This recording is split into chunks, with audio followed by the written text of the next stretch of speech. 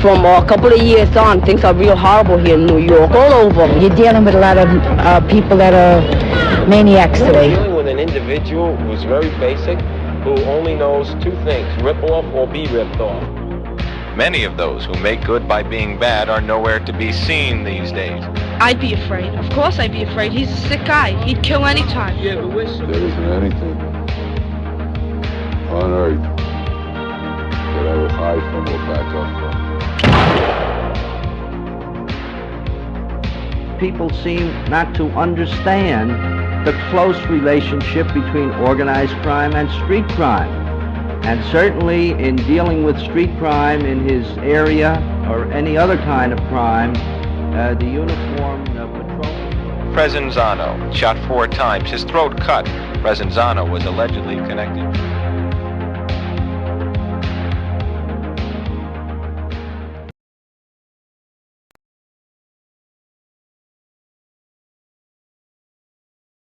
Hello, everybody. Sorry for the couple of minutes delay. I'll try not to do that too many times with the mute thing, and I think I'm talking again. Thank you to everybody who is in the chat. Ralphie Ralph, what is going on? Roro, Matthew Wells, my man G78 in Ireland, Swish Rips, Oscar Madison, and everybody else. I appreciate you taking the time to hang out with me and Pete the Pick, Lafroscia. I'm going to add Pete to the screen in just a minute. Pete also has a couple of friends that he wanted to come on who will come on at some point, but I want to get Pete on right now to say hola to everybody. Mr. Lafroscia, what is going on? I don't know. Let me get that part over with first. Hola to everybody. I listen to the boss, you know what I mean? Yeah. Creative Creep, what is going on? Good to see you. Vinny Boombots, good to see you. Let me ask you something, Pete. I played my little intro there in the beginning, right? Yeah, I'm sure you saw it, right? That's kind of an intro I made for my show. Scared me. Scared you? Some bad people on it. Did you see that? Some bad people. This is one interesting person I want to ask you about to start off the show. I played a clip from about 1978 or 79 there, and there's a young guy from Canarsie, Brooklyn in that clip. A man by the name of Curtis Sliwa. What is your opinion on Curtis Sliwa? Do you remember him being around the neighborhood? Do you remember the Red Berets, the Guardian Angels, or perhaps you remember him before the Guardian Angels?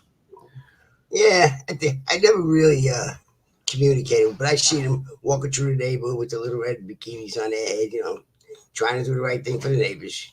You know, you gotta think about it. Oh, back in the day, every sheriff was an outlaw first. So they were like, probably, and it's changed their ways. Guardian Angels, but they did a lot of good things. I gotta tell you that, from what I understand. Yeah. You know, so listen. Yeah. I got a funny question right off the bat, Pete. Boris Bogisevich. I'm gonna say it's pronounced Bogisevich. He says, who had the biggest body count in the Demand Crew? And by body count, he means how many ladies. Who had the most ladies? That's what he's trying to say, I guess. You sure that's what he's trying to say? Oh, he's not talking about, okay, who had the most body counts? No, he's using a new terminology. Pretty much of a toss-up. I'm going to tell you something. Everybody had their string of palopides, as Jackie Gleason would say. Like they had their own. And it was weird because one day that girl was with this one, next day she was that one. And it wasn't, right. They just chose to do that, you know. Everyone wanted to taste a piece of the pie. So, but they were good-looking guys, you know. If they wouldn't have had any problems such as this, they could have been GQs, you know. They could have been models in magazines. Right. Yeah, I guess they're I guess. Always dressed to the hill. Always dressed to the hill. You know, I was the only guy who done these T-shirts and sneakers, you know, in the Jeep. They were all this and that. They were younger than me, you know. They were at that age, you know. And T-shirts and sneakers. And you also had a mustache and a beard. I know you weren't made or anything like that, but did anyone ever tell you, Roy or anyone, say, hey, you ever going to fucking shave that? What are you doing with that stupid thing on your face? Yeah, take that earring out of your ear, too. He told me. That was the first thing to go. Really? Yeah. Well, I left it there because when I had that, they had that look-alike with Al Pacino and Serpico. Serpico. Somebody had to be in that contest, and I came in like second. So I had the ear and the beard. When he was there, Roy said, "It's over. Take it out." So hey, gone.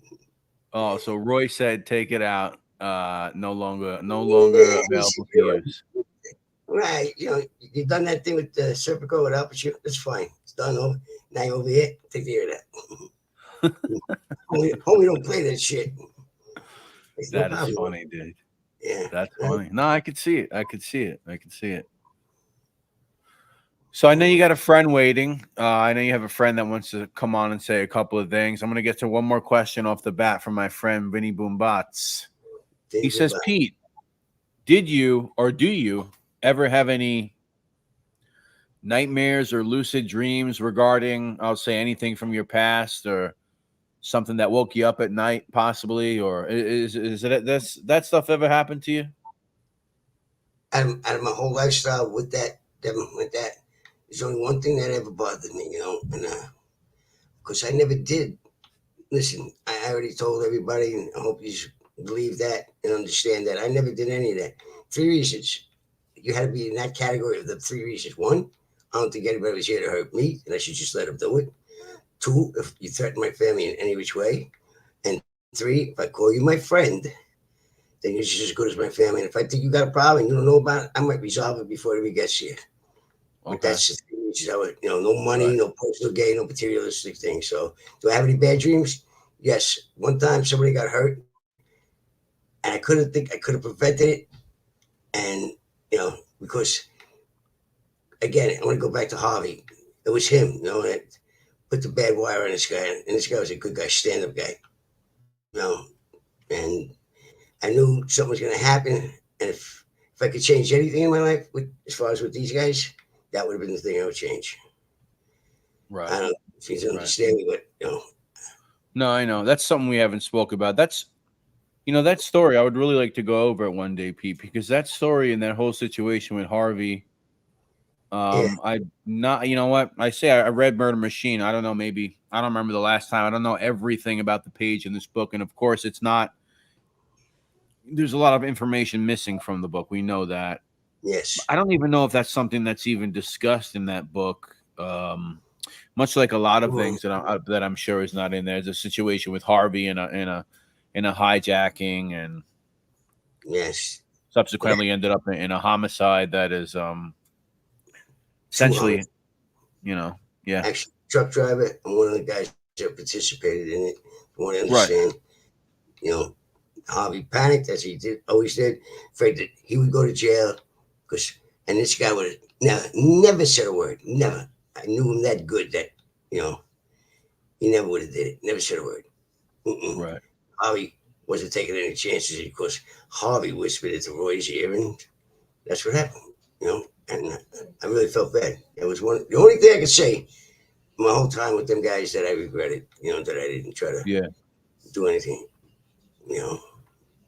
Yeah, let me ask you, because you said something just there. You say Harvey whispered in Roy's ear, and I know you I guess you mean that however you mean it, maybe figuratively, maybe literally, I'm not sure. But when it came time for Harvey to go, of course, there was no choice, but he had to go. Everybody knows the story. But other than that, outside of that, did Harvey always have Roy's ear? Did he like baby him and kind of, or like anything Harvey wanted to do? Yeah, you're my boy. Don't worry about it. Take care of whatever you need. He kind of did. He's like a son almost to Roy. Roy really, they had businesses, legitimate businesses together and everything. But see, Roy had never understood that Harvey was like under Roy in a certain way, to do certain things, and we were all supposed to be partners on certain things, and he was robbing us, Okay. So he did some shitty ass shit. Yeah. There's a lot of stuff. Maybe we can get deep into some of this stuff one day. Guys, I see all your questions coming in. I promise I'm going to get to them. Do you want me to bring your friend on for a few minutes? Sure. Okay, this is Pete's friend, LH. Yes. who was going to come on to the chat. We'll see how it works out. LH, you are now currently on the live stream with NYC Crime Spot. My name is Brett, and of course, you know Peter the Pick Lafroscia. How are you, LH? I'm very good, Brett. Thank you so much for having me. Now, let Awesome, me start man. how much of an honor it is to be here speaking to Pete Lafroscia, one of the biggest stand-up guys I know. I love you. You know that, buddy. Oh, you know, it goes both ways, Pete. I know. So I got a couple questions I want to ask here now that I'm on. Of course, LH. Thank you. I'm going to start off with what's a retired mobster do nowadays? He's a handyman. Yeah, if you would watch what was that movie? Can't remember. Robert De Niro. He was a house painter. He said. Yeah. You know, but I'm a real handyman. Ask the girls, I'll tell you. Oh yeah, I know they know. I've asked them before, Pete. You know I have. All right, Pete. Another question. Nowadays, you feel like you got to look over your shoulder for anyone? Anything like that? As I was just telling Brett just a couple minutes before that, no, because I never did anything that for any materialistic thing, for money, for if I did anything, it was for three reasons. And them three reasons is, look, I don't think God put me here to let somebody hurt me. You know what I mean? Or don't ever threaten my family, or, you know, because that's a no-no. And like you, if I thought somebody's going to hurt you, as I call you my friend, I chose you as my family. And, you know, I can let nothing happen to you. You may not even know that I did take care of it, but that's probably the only three reasons, you know, that I would ever hurt anybody. You know, that's no lie. I never got any money. I never got called to do stupid shit because Roy knew I wouldn't do it. You know, but push come to shove, if somebody's coming down on us, I was there. So I really don't feel like I don't have no bad dreams or something like that, except about my girlfriends. That's about it. Yeah, I know how that goes. Well, Pete, you know, me knowing you on a personal level, I know that's true. But you know it goes both ways again. I know. I respect you as much as you respect me. I think I call you a close friend at this point. And that's a hard word to use, especially you. You know the definition of how I feel about a friend. Everybody uses that word pretty loosely. We don't. That's the truth. We don't. Now, Hey, Pete, LH, how did you meet Pete? Oh, friend of a friend of a friend. Okay. Yeah. Yeah, I'm fascinated with when people who have nothing to do or don't know the history of somebody or don't know the history of maybe a certain topic and they meet somebody who was involved in it. I'm fascinated to know when you meet somebody in real life for the first time, like a Pete, and then you start hearing stories. Is it something where you're kind of shocked, or do you think it's like a fake bullshit story and you got to investigate a little more to find out the truth? Like, what is that like? I'm fascinated by that, actually. So with me, you know, I take everything with a grain of salt, but I've been around long enough to know when someone's genuine or not. Pete, right off the bat, very straightforward guy. You know, I've had a lot of experience. I'm a people person. And if you did get to meet someone like Pete, you know, they're an open book. They're good people, and there's no reason to doubt anything they say. It did help that the internet correlated a lot of the stories too, but Pete's a stand-up guy, and when you're in this, you know who's stand-up and who's not. And I think we hit it off pretty well. I appreciate that, LHA. You know, I know you.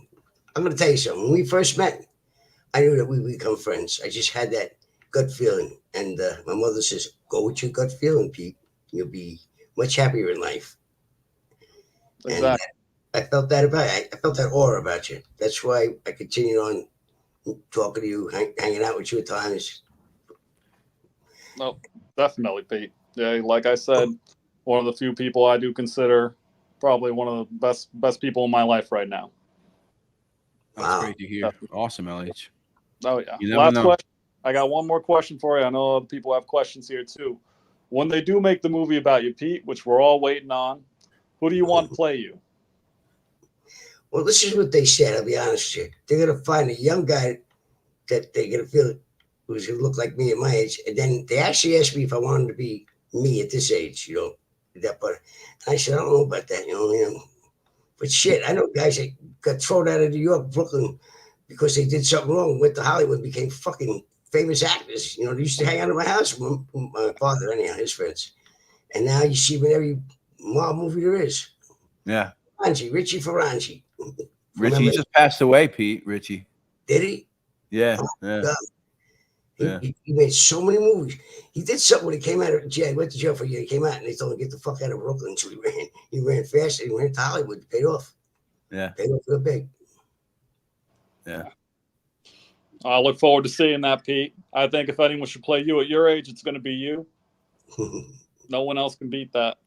That's for sure. But I love you, brother. Thank you, LH. I appreciate you coming on, man. Appreciate you sharing. Next one, too. Thank you, brother. Bye. All right. So, more questions come in. I did drop a link. I would say if you want to grab it, somebody, and you want to come on and ask a question, preferably if I know you. I mean, you know who you are. If I know you, preferably if I know who you are and I know that you'll have something interesting to say. If not, we'll just keep going, Pete. I'm going to go back to some of these questions up top. That link is still in the chat. I saw Colt Walker TV. I wanted to get him on the screen here. Can you ask Pete what his favorite car to drive back then was, as well as the rest of the guys? Back then, I was always a Chevy man. Corvettes. I had a '67 Corvette with 427 tri-power. Speak up if you can, Pete. Corvette at that time. I had numerous amount of cars, but a '67 Corvette 427 tri-power was a bad little jammy. I loved that car. I mean, I drove all foreign cars and stuff, but I stuck with the American. How about the other guys? I mean, Roy obviously was a Cadillac man. How about the other guys? The other guys, Mercedes. Still had Mercedes. Really? I had old. If I had my choice, it was the Corvette. Very cool. Colt also has another question. What were the famous food spots in Canarsie back then? And do you recall your favorite pizzeria? I'm going to say it would be Bruno's Pizzeria on Flatlands Avenue. Bruno's Pizzeria, Bruno Facciolo's Pizzeria. That was a good spot? Yeah, it's good. They made good pizza. Really? Yeah. Wow. Did you know Bruno Facciolo? Well, I used to go in that pizza place, Oh, okay. All right. He got a discount, so he must have known me a little bit. You got a discount. Okay. How about his spot on Avenue D by the Canarsie Lounge? You used to hang out there? Yeah. Okay. Yeah, that's where our club was. You always say these things, and I'm going to get you with something. Oh, yeah. Oh, wait. Interesting. So how was he as a guy? He met his untimely demise in the early 90s. Somebody said he was a rat. I don't know if there was any truth to that situation. He ended up in the trunk, as you know. Tell us about a guy like that, if you can, if you want to. Well, how do you say something about it? You got to look at it. You got to look at it this way. I want to say something. What was his name? The Indian, Johnny something, I forgot. Was one of John's best fucking hitter or whatever you want to call him. He was an Indian, and yet all along he was an undercover CI. Just think about it. Then when they went on trial, right, when it came time to testify against John himself, he got off the stand, walked down, and sat down in the defendant's table with John. He refused. So how do you say they pick and choose a lot of them? You're talking about Willie Boy Johnson, but yeah. There seems to be a debate as to whether Bruno Facciolo, if that was just kind of some bad information coming from the mafia cops or whatever it may be. I don't know. Maybe you know the real story, but I don't know. Maybe. I'm a firm believer. Show it to me in black and white. I ain't going to bite it. Same thing when you're in prison. Somebody puts a wire out on somebody in prison. There's only two things that's going to happen. One, you're going to get killed. And if you aren't that, it's sad. Or you're going to wind up killing the guy that, put the wire out. If you're straight, in prison, it's easy to find out too, the cap's off. Tell the cap, hey, I got a question for you. Why safer on this guy? And he'll say, Okay. Because they get the file. They always, as a matter of fact, Lewisburg, there used to be a kid that used to clean the captain's office at night, right? When he left. And if a bus came in that day, there'd be certain folders over here saying, what they were. And there'd be certain folders over here saying exactly what it was. Paperwork, yeah. Yeah, so it was accidentally left over there for him to get a hold of and read. Interesting. Yeah, scary. They'd be there to come in that night. The next day, they'd be running down the car and screaming, open the door, open the door. They wanted to get a confinement. Open the door, hurry up. Yeah, it was kind of crazy. People be chasing. Say hi to Michelle Martinez. Thank you for being here. Hello, Miss Martinez. Corruption Connection. He's got a question. Pete, when you were on the street, were there any remnants of the Jewish Murder Inc. guys still around? Did you ever hear of any of those guys still lingering around, or were? Well, you gotta remember they killed Anastasia, right? That was in '57. The Bobby, he was still around. My uncle Nino. Any like the Jewish guys that you remember? Or were they kind of like low key or dead already? Low key, because you got to remember something. That was a perfect setup. Yeah. Call that phone booth. Never knew nobody. They never knew who they were going to get. You know what I mean? They couldn't put anything together like that until Abriel's. That was a funny story. Yeah. Took them into Cody Island, put them in that hotel there. 2 cops watching 24/7. They come back. Yeah. And he was late. He said he jumped out the window. What I don't understand though is, how did he jump so far out? You know what I mean? You could have jumped so far. That hotel's gone, unfortunately. And the New York Post labeled him the canary that couldn't fly. That was the headlines. So. Yeah, exactly. Yeah. All right. Well, let's see. And then I got a couple of more questions for you, too. Let me see another couple of questions. Quentin's here. Quentin says hello. Hey, Quentin, how you doing, buddy? You being a good boy? You being a good boy. And just as a side note, later on they would say the Roy DeMeo crew was the next Murder Inc. But that's up for debate, I suppose. Simon 11 says, did Pete get cars for Jimmy Burke? And was he at Roy's level in car theft rackets? I guess he means, was Jimmy Burke on a similar car theft racket as Roy was? Was he known for that, or was it just general hijacking of goods or whatever? If it wasn't a fucking 40-footer, Jimmy didn't want nothing to do with it. You know what I mean? Okay. Yeah. Yeah, he wasn't. He didn't get involved with cars. He liked that candy store, opening the back of the trucks up. Right.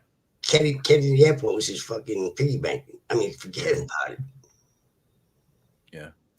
So more of a hijacker, get the furs, get the foods, get whatever it may be on those trucks, rather than. Yeah, well, he had that Kennedy locked up. Look at the Lufthansa job. Yeah. Over the fucking Shylock. Imagine that. Walked in. Hey, yeah. So you know what? I never even really spoke to you we spoke maybe privately about it. I haven't really spoke to you much about Lufthansa. The Lufthansa heist, December 16th, 1978, I believe. Do you remember when that happened? Did you know how many people knew who was involved? Let's say you're at the Gemini, right? And it happens, and you're hanging out with all those guys. Did anyone say that fucking Jimmy Burke did it, huh? Anything of that going on? Did you guys have any idea? Not till it happened. Yeah, well, I guess, not till it really happened. They kept that low key because they weren't even sure what they were going to get. They had so much coming out of it. The guy with the second van broke down. They couldn't put no more in the first one when they left. That's how much money and jewelry they had of it. Nobody got hurt. So you didn't know who pulled it off when it hit the news, because it was on the front page news and everything. You guys had no idea. You had an inkling. Here's the part I didn't understand. I'm pretty sure at that time, Jimmy was in a halfway house. He was. And he snuck out. And when the hat came back and told, because he told me when I used to pick me up, the hat came in and woke me up. He said, Jimmy, they just robbed your airport. And Jimmy said, really? And he was a funny guy. He had some expressions. Yeah. Yeah, well, Jimmy was, I believe, allowed to be out during the day, and he was having meetings at Robert's Lounge on Lefferts. But I think the stipulations was that he had to return there to spend the night Right. in this facility. So Correct. this being why he was able to kind of, Coordinated. I guess, work on the plans for this thing. Yes, she coordinated it. Yes, I believe so. Right. You know, Henry Hill had a lot to do with it because she was like the inside man with the guy that was, he was his, how can I say, his mediator, because Henry used to go give the guy money, all that kind of. So they approached Henry with it. So first of all, Jimmy didn't believe it. That can't happen. No, they don't just put box of money in his building. Yeah, they do. Right. Yeah. But the guy that you were actually closest to in that Jimmy Burke crew, who I don't believe, Pete, that his name comes up as directly being involved in the heist, like directly being there. He might have reaped some of the benefits of it. They actually give him a shout out in the beginning of Goodfellas when they're doing the walkthrough. Anthony Stabile, that was kind of the guy that you were mostly friends with, right? You feel like you're laughing already, right? Oh, that guy was a cool dude, man. I mean, stand-up guy. Yeah. Such a shame how he met his demise. He didn't. I don't know. He was a tough. Yeah, he was shot on the street. Right. Over some guy's. I forget the guy's name was. Over his son, him having an argument with his son. This guy came and shot him in the goddamn parking lot. He just had a baby. I mean, we were close. Me and Anthony were close. We pal out together, go out drinking together, things like that. One time we were leaving I forget the name of this place. It's on Flatbush Avenue. And I had left. I said goodbye, right? So we still standing outside. And somebody see me pull away, and they said, "Oh, that's that piece of shit. That guy thinks who the fuck he is. He's with this and this." Anthony said, "Excuse me." Anthony beat that guy. He hit him so hard that the guy's head couldn't go nowhere. And Anthony broke his fist. Jesus, sticking up for you, huh? Oh, he's a tough guy too. With his hands, yeah, good looking guy. They call him Blue Eyes. Yeah. Yeah. Yeah.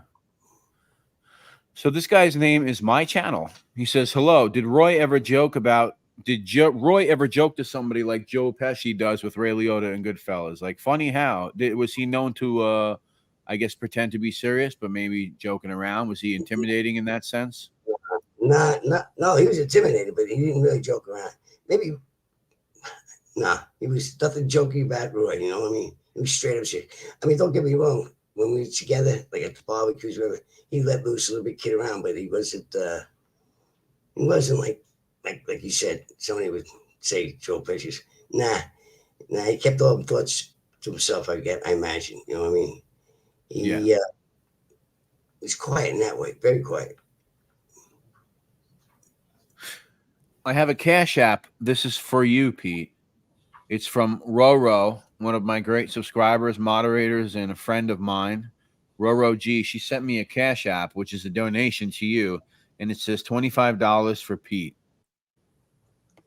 Thank you very much, Roro. I appreciate it. And any friend of Brett's is definitely a friend of mine.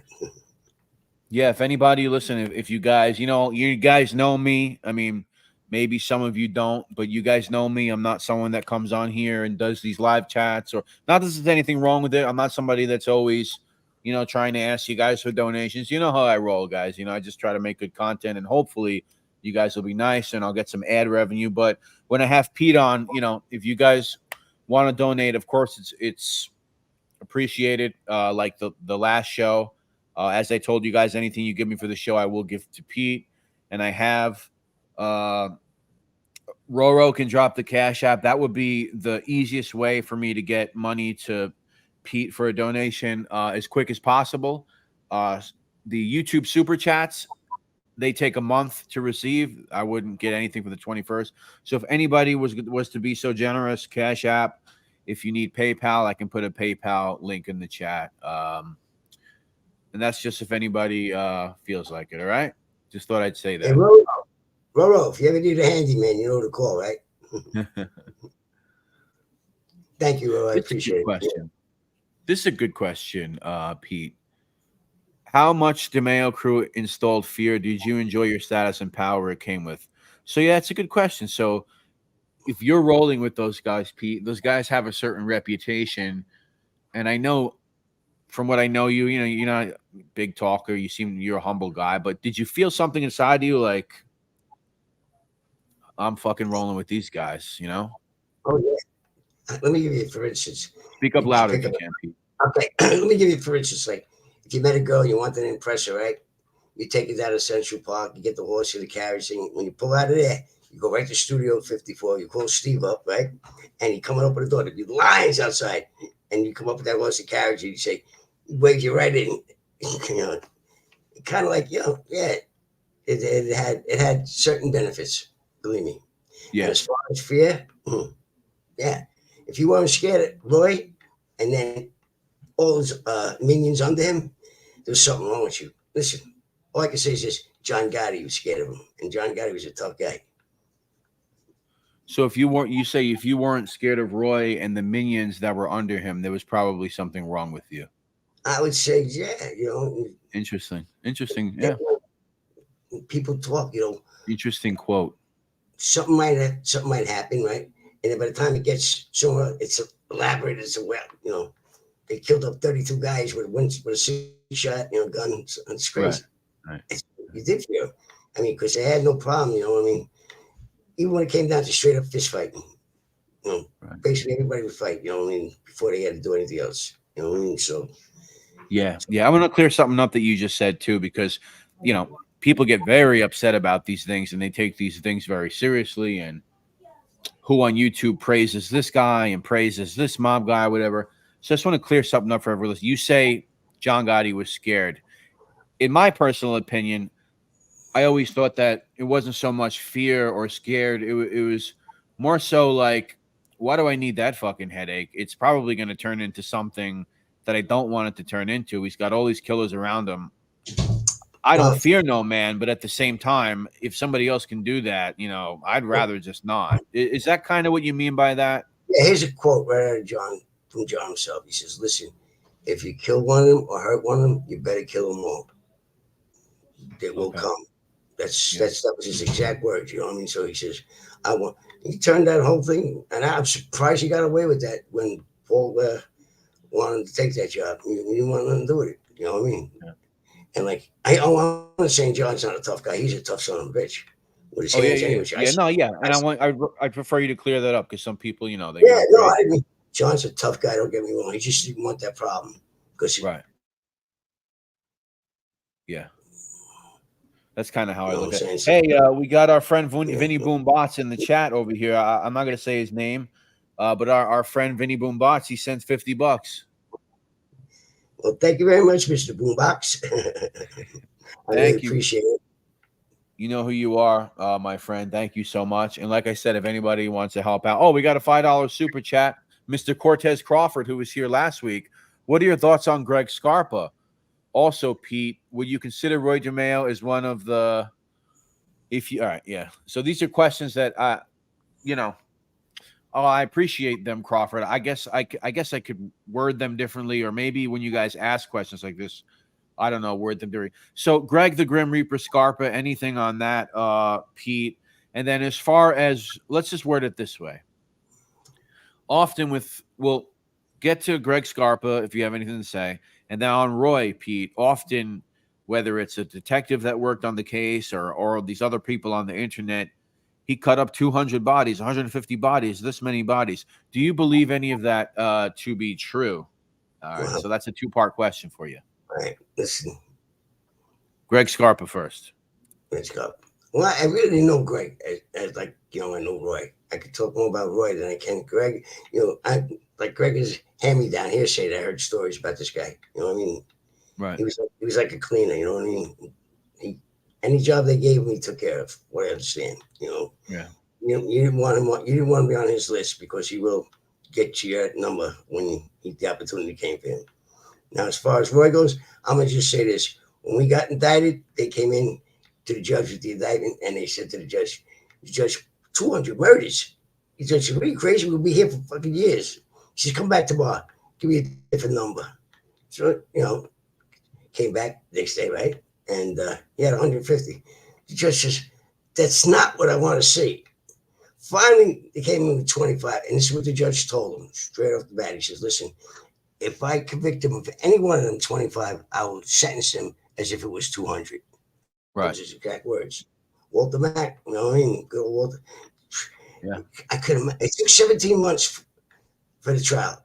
Now, could you imagine if there was another 175 bodies that had to go to the... Yeah, it would go forever. Oh, yeah. It would go on forever. And even so, they still didn't. They did 25. It wasn't even close to what they said. Nah. Yeah. The only case that was longer than that was Mikey Perner's case. The guy's out with Jackie D'Annunzio. Like Marty Tessetta. Yeah, I do Jackie good though. Jackie was a funny guy, man. So this is another question. This is somebody we spoke about recently. I know you didn't have much to say on him, but I'll just ask the question. The other gentleman here, you probably do. So could you ask Pete where there's barely any discussion on Carlo Profeta and Paul Dordal, Paulie Pinto? How were they connected to the DeMeo crew? I guess Paulie was in and out of the DeMeo crew. You know, he'd call me when he could and whatever. He had his own thing. He had his cabs. He had all of that, you know. But He was a very good associate to everybody. Everybody liked him. And he used to come to dinner once in a while. As far as anything, he was a tough guy, I tell you that, in his own way.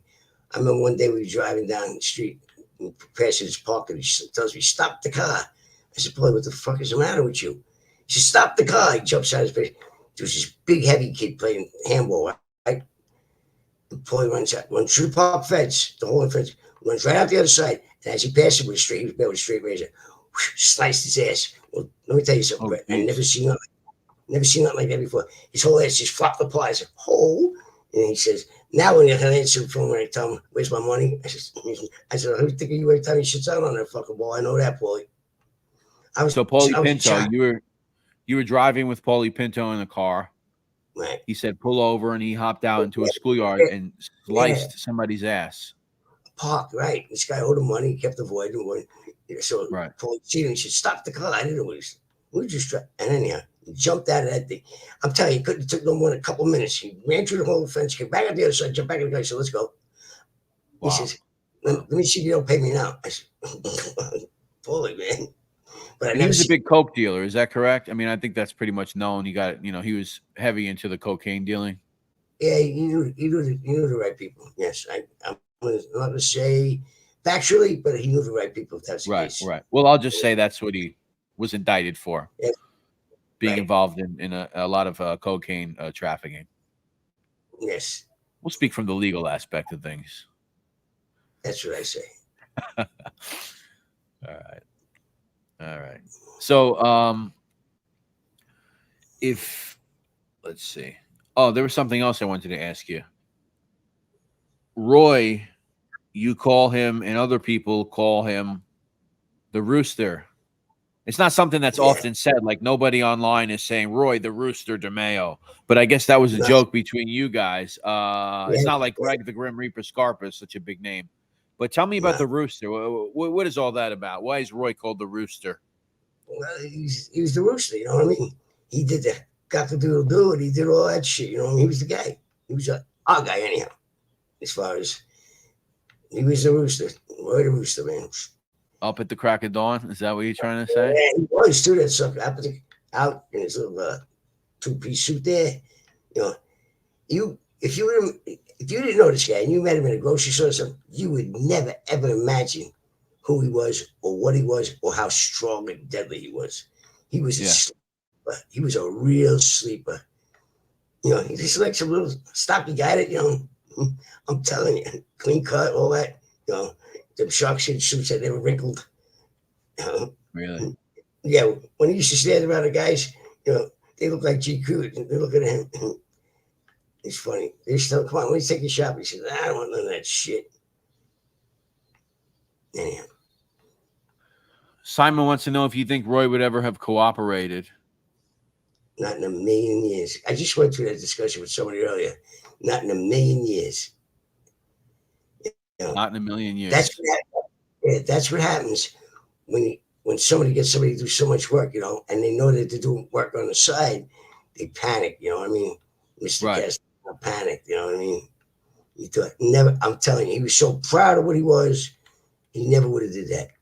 I'm gonna tell you, he would have been on the same level as John Gotti's fucking standing up. John was a stand-up guy. He was just a little too flamboyant, but he was a stand-up guy. That guy, never in a million years.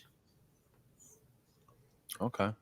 And I believe that's a mistake Paul made, because I'll tell you why. If he didn't have Roy demise ordered, I believe that John wouldn't have been so fast to act on doing something to Paul, because he knew that, you know, Roy would. Right. You think Roy would have stayed loyal to Paul and would have been willing to go to war? Oh, yeah. Yes. Especially if Nino and everyone else was that, yeah. Correct. So that would have been interesting. You know, so Paul signed his own death wish when he got rid of Roy. That was like the wedge between whatever was going on at that time, you know, Roy. You know, if they wanted to, they thought about it, because they knew he was so proud of, and he felt such an honor to be there. You know, I don't know a better way to explain it. You know, I mean, that was his real family away from his family. You know, and he believed that that's where he belonged, and that's it. You know. Yeah, and as far as you know, Pete, because there's a lot of things that are said often which don't make sense to me. As far as you know, Pete, Roy disappeared. Well, he didn't disappear. He was found in the trunk. Roy was found in a trunk because everything was falling apart, and that indictment at some point was going to come down, and he was involved in way too many things, so he had to essentially go. You know, people always often say it was this one thing. It was because he killed this one guy, or he killed this one kid in Massapequa, and that's why he got killed. But it really had to do with the indictments coming and all the bullshit that was falling apart around him. Pete, was that correct? Yeah, you know, Paul got the thing like, well, this guy ain't gonna want to do no time. But meanwhile, you gotta remember something. Paul got himself indicted by letting Dominic bring him the money from Roy straight there. Bypassed the counselor, underboss, and went straight to Paul. Now, if that didn't happen, it would have been a whole other story with Paul Castellano being indicted. But because Dominic actually physically handed him that envelope, that was it. Connection made. Yeah, because people often say things like, you know, because you don't have to comment on the story, but, you know, Roy does something after Harvey gets murdered. I guess his paranoia is running high, and he does this thing in Long Island where he takes the life of a 19-year-old kid who was a vacuum salesman. Dominic Ruchi. And, you know, people always say, well, that was it. When he killed Dominic Ruchi, Paul found out and he just couldn't take it anymore. But even though that was in 1979 and Roy didn't die till 1983, so it's really not one thing that made it happen, where one event. It's just this whole accumulation of things, Pete, right? I believe that's, you know, you got Paul nervous. You gotta remember that whole thing with that vacuum salesman. It was Harvey again, by using Roy's name, right, to get some drugs. And when the people brought it to him, instead of being smart and accepting it, knowing that, here, I got people bringing me the best stuff in the world, and I have to go travel, I don't do nothing, right? All right. So he wouldn't have made that much money in a day. But over the year, he would have tripled it. He got blinded. He just see what he wanted then, you know? And that's what caused that whole problem, you know, and that's, you know, he said, nah. And this poor guy showed up at the wrong time. You know, everybody's like, listen, I just came home. They met me at Canarsie Pier there. And I was handed 2 brand new Smith & Wesson 15 shot. I said, what is this for? Well, we got a little situation. I just came home, man. What are you talking about? And then they told me, I says, you know, so they told you what Harvey just did, and that there was going to be people gunning for you, so that they armed you up, basically. Yeah. Okay. Said, man. But what is that, Pete? Like Harvey, like, why would he do that? I mean, you knew him since you were like 16 years old. Why the fuck would he do that? Why couldn't he just make the deal and call it a day? What was the point? What is the point? Same points like I said before. Remember when I said he used to rob us, cheat us? It was just in his blood, you know what I mean? To just steal. And You don't do all that, you know. But he never looked past that. You got to at that time when that happened, he was building this big house out in Bell Harbor. Right. So he needed a lot of cash inflow, you know what I mean? And he just did it without even realizing that a situation was going to come up. And I happened to meet the guy that said, listen, I was in MCC with the guy that was head of the Cuban guys. And, you know, somebody else in my crew knew him very well too. And that was the deal. They said, listen, we know that you didn't have nothing to do with it, whatever, Roy, basically, but this is a war that you just brought upon yourselves by doing that, you know. And the only way we'll resolve this is that guy's got to go, and it's got to be on the front page of the newspaper. And sure it was. Yeah. Sure it was. Yeah. Hey, we got about 105 people in the chat right now. Wow. All here to see you, buddy boy. This guy keeps asking the same question. Damon Stewart. He keeps saying, "Was Pete scared of Tommy D. Simone?" Listen, that's another guy you had to be scared of. That guy was complete. He come to my house back in the day. There, I just got married. Just had a baby. Right, 3 o'clock in the morning, we knocking on my door. He wanted to get a little of that crank shit. You know what I mean? And I'd give it to him, and he'd say, "Pete, come on! I just got my motorcycle. Let's go for a ride." Now that's one guy you didn't want to say no to for some reason. You go out ride with him, and he'd be driving along. And like you stop at the light or something, and there's a little open store over on the corner there with some guys hanging out. And they said, look at them, a couple of midget Hells Angels. Now, when I'm driving my bike, if you're behind me, I think you're still behind me because I don't know, you turn to the left and I'm talking to Tommy and he turned around, he ain't there. I said, where the fuck did this guy go? Next thing it was boom, boom, boom, boom. He comes right up close. So he says, Pete, you should go home now. Tommy, what the fuck did you do? I ain't no midget. He was very, very fucking that what do you call it, Napoleon complex? Oh my god. Tough guy though, right? Oh yeah. Well, when you got tough and you got a wacko, you got a hell of a combination. You know what I mean? No qualms, nothing. Well, look. He's the one who took care of everybody else, supposedly from the Lufthansa job. Yeah. You know? Yeah, Cumbelar. I spoke about that last time as far as that supposed rumor of Roy debating on taking Paul out with Freddy. I think what Pete said was he could see Freddy wanting to be involved in something like that just for the fuck of it, huh, Pete? Yeah. It would be fun. Yeah, everybody knew Freddy though, because he was, you know, Broadway Freddy the Name, you know, yeah, supercar racer, you know, and he was nuts in a whole different way than he was just crazy, that guy.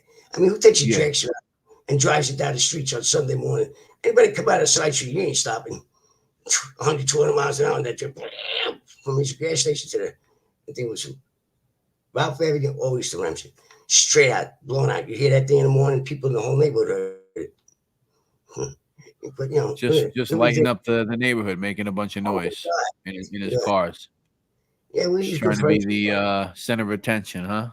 Yeah, he was right up there with Don Garlics and shit. You know, he was good friends with him and stuff like that. But you know, hey, want to say hi to Ducks? Say it again. No, I wanted to say hi to Ducks and Ruby in the chat. They've been chatting before. Good subscribers. What were you saying again about Freddy? I'm sorry, Pete. You know, when a man has an actual fight with a chimp, I mean, come on, man. Yeah. The chimp threw his throw wrenches and Freddy, everybody was ducking by the cars. Whatever he did to the chimp, he pissed her off. So she's in the toolbox area now. So he's going to get it. And she starts, and them chimps are strong. When them fucking wrenches come flying, forget about it. So one hit Freddy in the mouth, knocked his tooth out. Somehow he got that chimp sedated and he pulled all the teeth out, that son of a bitch. I really, you know, I'm an animal lover. And that just, I wanted to knock him down and take all his teeth out, but they're already out. He had a plate. Yeah, Susie the chimp, sick. Yeah. Let's see. I got another question here. It says from Corruption Connection. Did you have any run-ins with an individual by the name of John Manka? Apparently, he played Nicky Eyes in Goodfellas. He was some kind of corrupt cop connected to the mob. Does that name ring a bell? John Manka. Not really. Okay. I'm going to ask you about this too, and this is a shout out to Vinny Boombots for bringing this up. Now, Pete, the language in the I don't know if you know the story of the circumstances of when they opened up the trunk on Roy in January of 1983. So what they find in there is a microphone. Now, if you guys look at the language in the FBI files, be very careful with how you read it. And I've went over this before on my channel. A microphone, the tape recorder had been removed, meaning there was no tape recorder. There is only a microphone, which they assumed belonged to some type of tape recording device. What do you think when you hear something like that, Pete? Well, he wasn't no fucking technology type of guy, Roy, but you know, he was into that kind of stuff because of his son Albert. You know what I mean? Albert was growing up in the age where technology was getting big. You know, microphones, tape recordings, and all that stuff. But as far as what people might think, personally, this is only my personal opinion. I could be 100% wrong. That's not his style, not his way. You know what I mean? He'd rather go out like he came in. He came in a man. He'd go out like a man. I believe that in my heart. I'm telling you. Okay, so you think if he had that, it might have been something that belonged to Albert, possibly? Yeah, possibly, yeah. Or him and Freddy used to fuck around with that shit all the time. You know, bugging the car. Maybe somebody sitting in the car and they'd listen to what they were saying.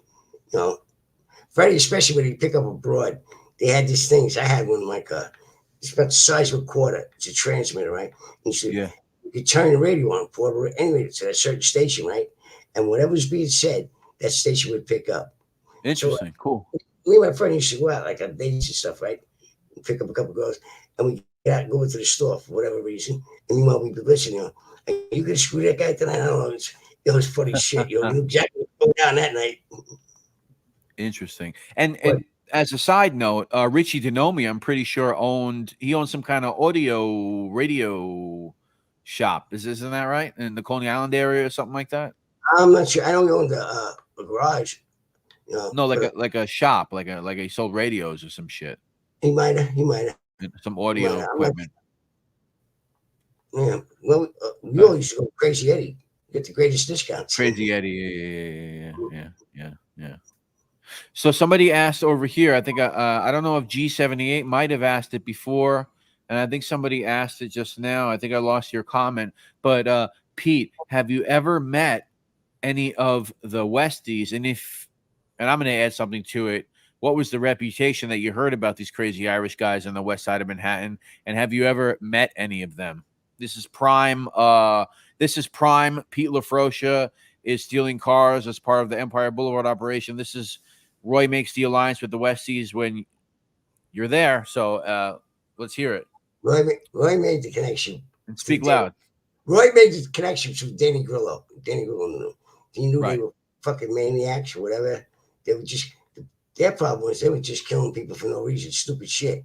And so Roy got the whole Jimmy Coonan, Mickey Featherstone, which I met personally, you know, and all right, wait, hold on. Stop right there. So you met Jimmy Coonan and Mickey Featherstone. What were the circumstances of the reason why you would be in a room with such gentlemen? Well, I wasn't in the room. Henry picked him up. We were driving, right? And for some reason, Henry turned down his alleyway or something. It was dark, right? That son of a bitch busted out that door and ran. He thought he was getting whacked. Who, Jimmy or Mickey? Jimmy Coonan. He was took off like a son of a bitch. Really? I said, Henry, really? What the fuck's the matter with him? He says, he thinks he's getting whacked, I think. I says, you know, and he was gone. Fucking gone. So wait, Henry Barelli picks you're driving with Henry Barelli, and you scoop up Coonan for whatever reason it was. Right. And we were driving. And Henry turned down a dark street and stopped the car and like Jimmy just you might have got a bad vibe because that son was broke. Gone. Next day everything was all right though. You know, I guess it's only natural, man. Let me tell you something. As much as I love those guys, when I used to walk in that fucking back apartment, that door for the front door to the hallway, the length of that hallway to you open into the kitchen, it was a scary fucking walk. especially if you see the top on the floor. That hallway that leads to the kitchen in the back apartment where Dracula lived. Yeah. You got nervous every time you went back there, even though you were so tight with them and they let you get away with all this shit. No, everybody can get delusional, you know, especially when Harvey is around, because you never knew what that was on that kid's mind. You know what I mean? If he had any kind of thought of you ever maybe doing something that would have him have a problem, that was it. You know what I mean? Or you know something to do with money. That kid is, you know, he was scary. You know what I mean? Like I said, he was very close to whispering in Roy's ear. You know what I mean, about certain things. Yeah. Now he could always make something up. You know, if he wanted, he didn't like us being Italian and him not being. He knew he could only go so far. That's the same thing with Jimmy Burke, you know, and with Paul Vario and stuff. They were very close. You know, Jimmy knew he couldn't be made. You know, he couldn't. But that's why he had a lot of trust in, you know, Tommy Simone. He was hoping he'd be so he could initially have his own crew, you know, because, you know, once Tommy was made, he could take who he wanted into his crew. And definitely would have been Jimmy and him. And they would have had their own, like, how can I say, like, their own little lodge, whatever. So, you know. Interesting. So Quentin, who we know has read through thousands of pages of court documents, he says that comes up in some sort of testimony. I don't know, maybe Mickey Featherstone talked about it, that Jimmy thought he was going to get whacked in a car or something.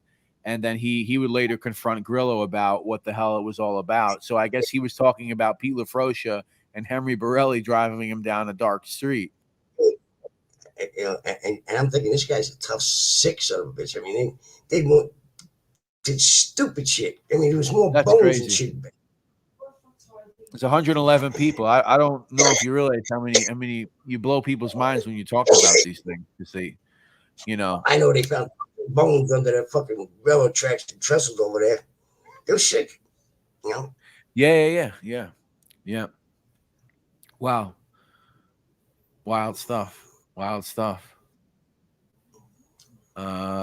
see. So we got 115 people here.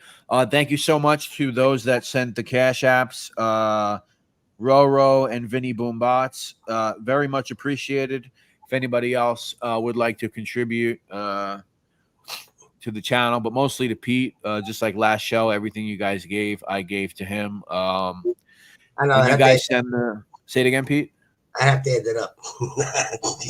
No. I know.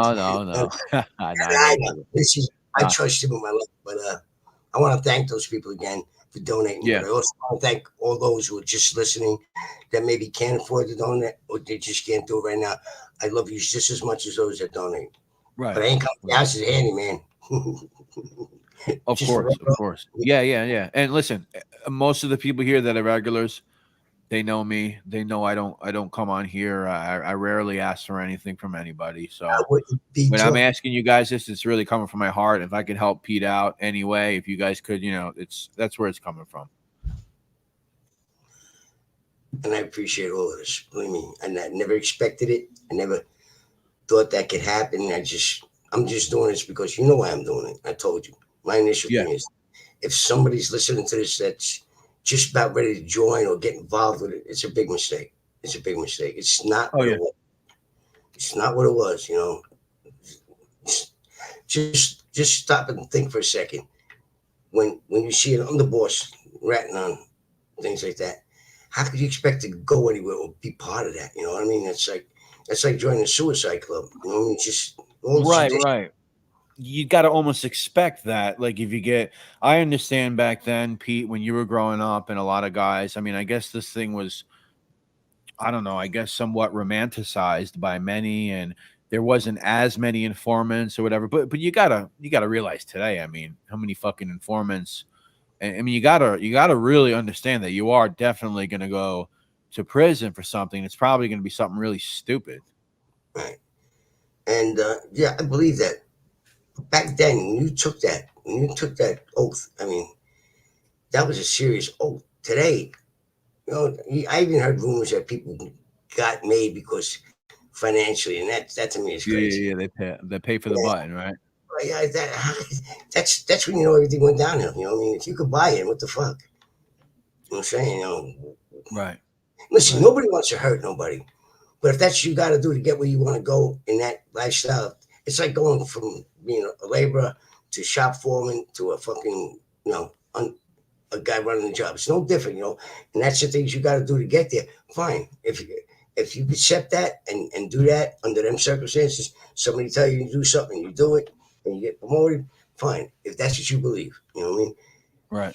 So and like I said, I never believed in that. And Roy respected it. I got to tell you that. He never asked me to do anything stupid, really. Because he knew if the problem came to us, I was there.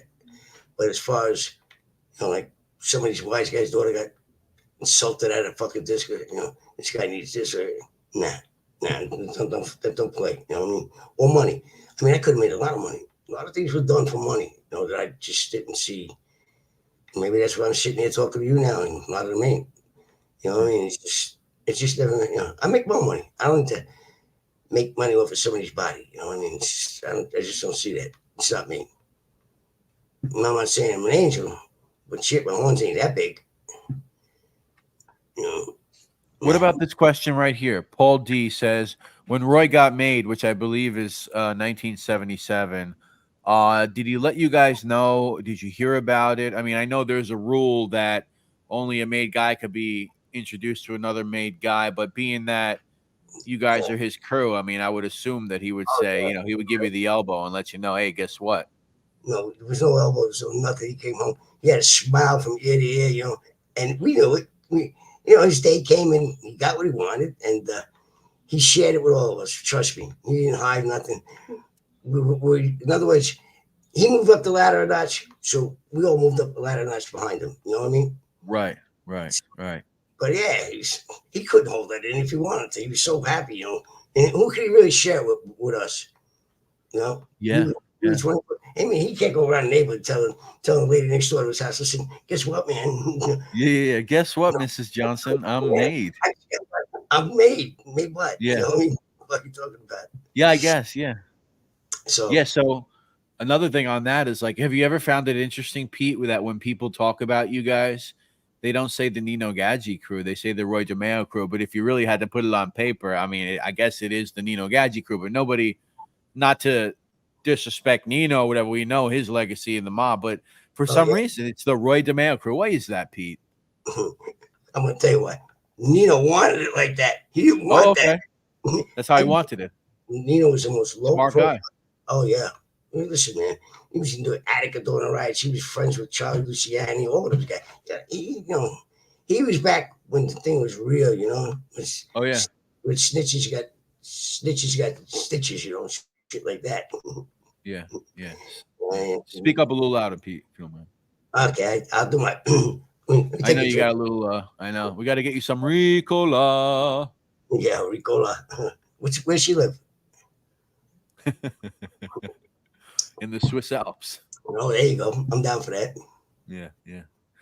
Billy J, I'll just ask you to rewind about 5 or 10 minutes. We spoke about the Westies. Funny stuff, interesting stuff. So, Billy J, go back and listen. The answer to your question is yes. Let's see.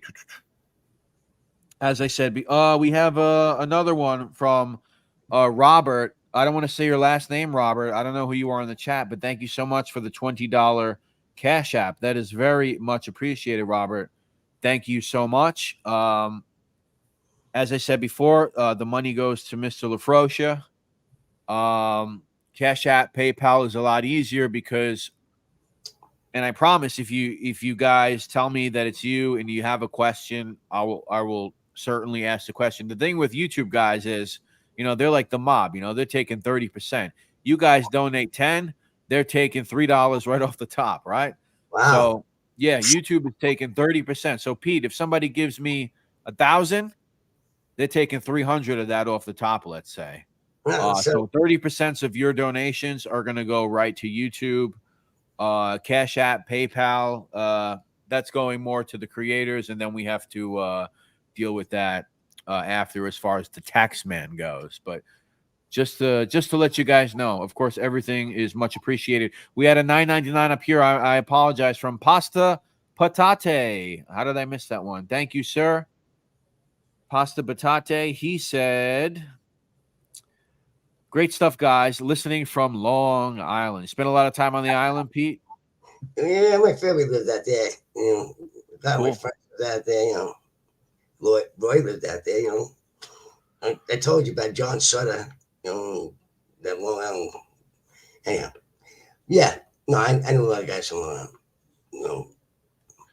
When I was growing up, it was really Long Island because there was a long distance between different places. There was a lot of farmland and. Oh yeah, for sure. Yeah, a lot more developed now. Pete, Long Island, the population. A lot of people don't realize this. The population is like very similar to New York City. There's about 8 to 9 million people living out there. Holy shit! Yeah, so it's a heavily populated, but still, like you said, there is a lot of some areas that are still farms and not as developed and less populated, but a lot of people out there on the island. And Gennaro Boots, longtime subscriber, he says, Pete, I don't know what you do in your free time, but I guess he wants to know you still like working on cars, detailing, or any stuff. I mean, I'm pretty sure you're still handy. Yeah, not so much detailing, but I do like to work on my own cars. You know what I mean? Like last week, I did a rack and pinion. I do a lot of stuff myself. And if I don't know, I got an old Mercedes. I wanted to drive it because it's 92. There's a plastic thing that goes above the window. It's just a plastic piece. Yeah. $450 for it. I mean, it's ridiculous. You know what I mean? I'm going to sell that thing because I was working for that car and me, But I like doing my own work, and I'll tell you what helped me out, the YouTube videos. I learned a lot, watching them. Oh, yeah, YouTube's great for learning, huh? I'm telling you, I can't tell you how much money they saved me, really. Crazy, right? Yeah, it's amazing. I don't think the regular gas stations like them guys, but you want to know something? I know a few guys that own a gas station. And what do you think their mechanics do when a job comes in before they price it? They go back, they go on that computer, and they look it up. It says this many hours. I don't doubt it. I don't doubt it. It's a fact. That's how they make their prices. You know what I mean? I said, no way. Yeah. What? Pete, somebody asked if you had children. Yes, I do. Yes, he does. A bunch of grandchildren, too. And a bunch of grandchildren. I had a couple of great ones, I think, too. I got a great grand. Oh, you're a great, huh? Yeah, we still got over 110 people in the chat. Thank you so much, everybody, for hanging out. It is much appreciated. Vinny Boombots, who gave us a generous donation before. Can you ask Pete if he knew John DiGilio? He ran the New Jersey ports where the cars were shipped, so I can only presume he at least was familiar with the name. That's a Genovese guy. You ever heard of that guy? Yeah. You got anybody that was on docks, you got to remember something. That was anybody because that's where our truck transporters went to, them docks, So yeah, that's where I got loaded. Now, personally, no, but did I know of him? Yeah. It was like being back in the day when Albert at a station, his brother ran the docks. You didn't have to know the person, but you knew that's who they were. It was made known. So yes, but that's my answer to you, and I thank you again, my friend. There. So we'll say thank you to Robert from before once again, who said $20. Love the content. Thank you, Pete and Brett. And now we have another one from Mr. Matthew Wells, who's in the chat. He sent $25 cash. Wow, you guys are so generous. That means the world. I've been trying to get Pete, and I'm not saying this is all about money or whatever it is. I ain't gonna keep saying you guys know who I am by now. I really appreciate it because it's been a while. I've been trying to get Pete to come on for a live streams. I know he's been a little bit nervous about it because you never know what people are going to ask and what people are going to say. But the fact that you guys would donate out of the kindness of your heart, just because someone's given up their time, that means a lot. Appreciate it, everybody. Really appreciate it. And that goes double for me. Really. It's just amazing that that somebody would give Pete Lafroscia money just because he's talking to them. It doesn't fathom me. When I was growing up, that never happened. Right. You know what I mean? You just didn't. Right. It's just. Right. Well, you had almost 120 people in here a few minutes ago. Oh, you got 115 right now. Yeah. That's good. You sell out that's enough to what? I don't know. That's enough to fill out a nice little place. 100 and something people. Yeah. I mean, if you put up a sign, I always think about it like this because people make fun like, oh, we only had 100 people in this chat. If I put out a fucking sign on the thing outside, I'll be at the local whatever hall at 9 p.m. Be there, and I see 150 fucking people coming. I say, well, that's pretty cool. So people downplay these things. They think because you don't have fucking 7,000. To me, anybody that shows up is a good thing. But I'm glad for everyone that's here. I like keeping it personal and homely. You know what I mean? Senator, you know what? I'd feel bad because by the time you got to the first 1,000, the other 6,000, you say, "Fuck this! I ain't staying on the line." You know what I mean? Right? Yeah. Yeah. I like it like this, that I can answer a question that people feel it's worth answering, you know, to them, to hear my opinion of it. You know what I mean? So, Pete, Mr. Q has a question. You know who Mr. Q is, Quentin. I guess the question is, how was Roy's power and his structure in 74? Did he have a strong crew? His reputation was already being built up pretty good, or what? Yeah, it was pretty good. And like I said, again, I quote, I'm not saying John was scared of Roy like that, but, you know, he just didn't want nothing to do with it because he stated straight out. It was the truth what he said. If you hurt one of them, you better hurt them all. So that kind of things, you know what I mean? Like, I heard rumors back in the day when somebody wanted to leave, they were going to shoot a rocket into the bar, get us all one time. You know, don't miss. So we used to say, don't miss. You see this guy right here, Pete? Boris Bogachevich. I think I'm saying that right. Bogachevich. He's in Serbia right now. Wow. He says it's 3 a.m. here in Serbia. Can you imagine somebody in Serbia wants to hear what you have to say? Can you imagine that? Well, he's probably coming to Brooklyn. He wants to go to You think he's in Brooklyn? What do you think? He's in Brighton Beach? He's not really in Serbia? No. If he's going to go to Serbia? He's going to go anyway. He's going to go to Brighton Beach. Are you really in Brighton Beach, Boris? I bet there's about 1,000 Borises walking around Brighton Beach right now. Yeah, I just want to know how many Natashas there is. Usually with the Boris, you got a Natasha. Hey, that's speaking of Brighton Beach, though, Pete. You know, in the 1970s, a lot of the Soviet Jews they were coming from the USSR. Good. And they were sending a lot of their not so good people. As what did Trump once say? They're not sending their best. So USSR was not sending their best in terms of some of the Soviet Jews that were coming over. They set up shop in Brighton Beach, and before you know, we had all these Russian Jewish gangsters running around. You ever mess with those guys? No, but we one time they came up with the deal. One of the guys in the crew came up with this deal because he knew them a little better. That want to get involved on that gas thing, you know. So he comes to me and he says, "We're going to make a half a penny." I looked at him. What the fuck is a half a penny? Little did I know that they weren't paying taxes. That's how they were making all that money. Right. Keeping the taxes. They would go around just fucking leasing these gas stations. Guys would go to bringing their old boats of shit and for knocking them dead. I had a friend. Yeah, let's go with Mikey Francisi. He made over 12 million, maybe more than that. Okay, half a cent adds up, I guess. Anyhow, kick myself. Oh yeah, for sure. I mean, everybody needs gas, right? Kick myself in the ass for that one. I said, "Fuck that half a cent. I ain't getting involved with them crazy people." Because you got to remember something. Them is tough. You know, they say we're tough here. Let me tell you something. Over there, one roll of toilet paper. I had a friend of mine that went over there, and he got an apartment. Right, this guy stuck it out, man. And what he kept doing, he kept shipping over loads of toilet paper and stocking up the warehouses. He somehow knew that something was going to happen. Well, when it broke down and shit like that, this guy made $1 zillion on toilet paper, just about. He was selling sandwiches there, freezing his ass off. He said, "It's going to happen." He's going to say, "Okay, keep freezing." But he knew it, you know what I mean? So now, when they come here and they go to prison, it's like a 5-star hotel to them. Yeah. You know what I mean? It's the movies almost, right? Oh my God, yeah. They laugh at it. Here's a good question from Andy. The last part you've answered before. I assume you'll answer it the same way, but he says, did you guys actually call Joseph Guglielmo Dracula to his face? Yeah. What? Yeah, he'd come into the bar. We all say, "Hey, here comes Dracula." Okay. Hide your necks. Dracula's here. And you said because he rarely came out of that apartment, right? He was like a hermit.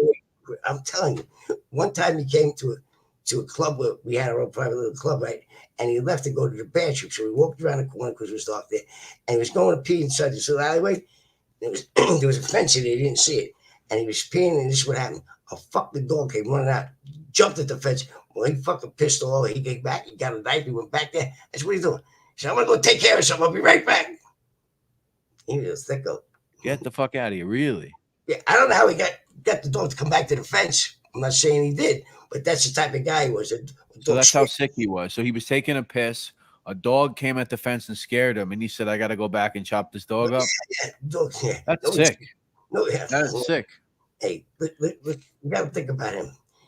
His first crime, right, was a bank robbery. I think it was back in the day, and he was a getaway guy. So they put him in the car for the getaway, right? He don't know how to drive a stick. You know what I mean? And it was a stick. So by the time he got halfway down the block, the guys on foot caught him. So what the fuck? Yeah, I got a little picture of that too. Do you? I never seen no pictures of it, but yeah, I got a picture. It's kind of funny the way I have it. Hold on, I'll have to bring it on the screen, and then have you kind of look at it. I'm gonna if I'll remove myself for a second, and you could see, you'll see his image will pop up on the screen. I haven't really even ever like shared this picture with anybody, but I'm gonna remove myself, and then look where my screen was. You'll see a picture of Mr. Joey at a young age in, I think, 1970 or 70. All I see is me. No, you can't see it. Forget it. I don't think we'll be able to show it. But it's there. It's there. You should send me that one. I'd like to see that. You know what I'll do? I'll remove, keep looking at the screen. What I'll do is I'm going to remove both of us, chat, so everybody can see the picture of.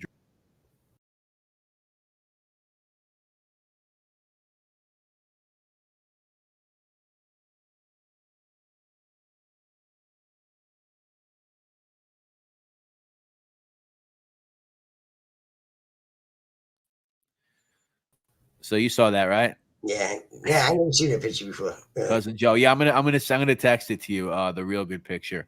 Right. We spoke about this before. Did Pete know Richie Ferrangi? I said that he just passed away. For anybody that doesn't know who Richie Ferrangi is, him and his brothers grew up with Roy on Avenue P. You guys might recognize him from some movies. You might recognize him as one of the guys at the end of Carlito's Way. He was in. Oh, forget about the movies. Midnight Express. Yeah, so many. I don't remember.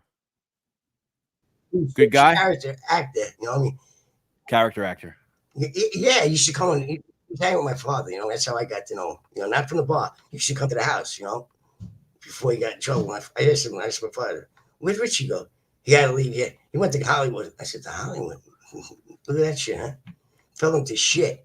Yeah, that's interesting. He said, "I got to get out of here. I want to get into the movie business." He didn't have a choice. He had to get out of it. You know, he went to Hollywood. Oh, it was like that.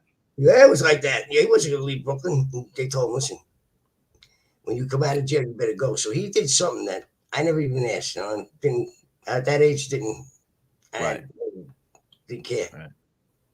Right. Thank you, ATB Mob. Appreciate that. Mr. Boombots just sent another 25. You're the man. Wow, look at that. Amazing people today. Thank you so much.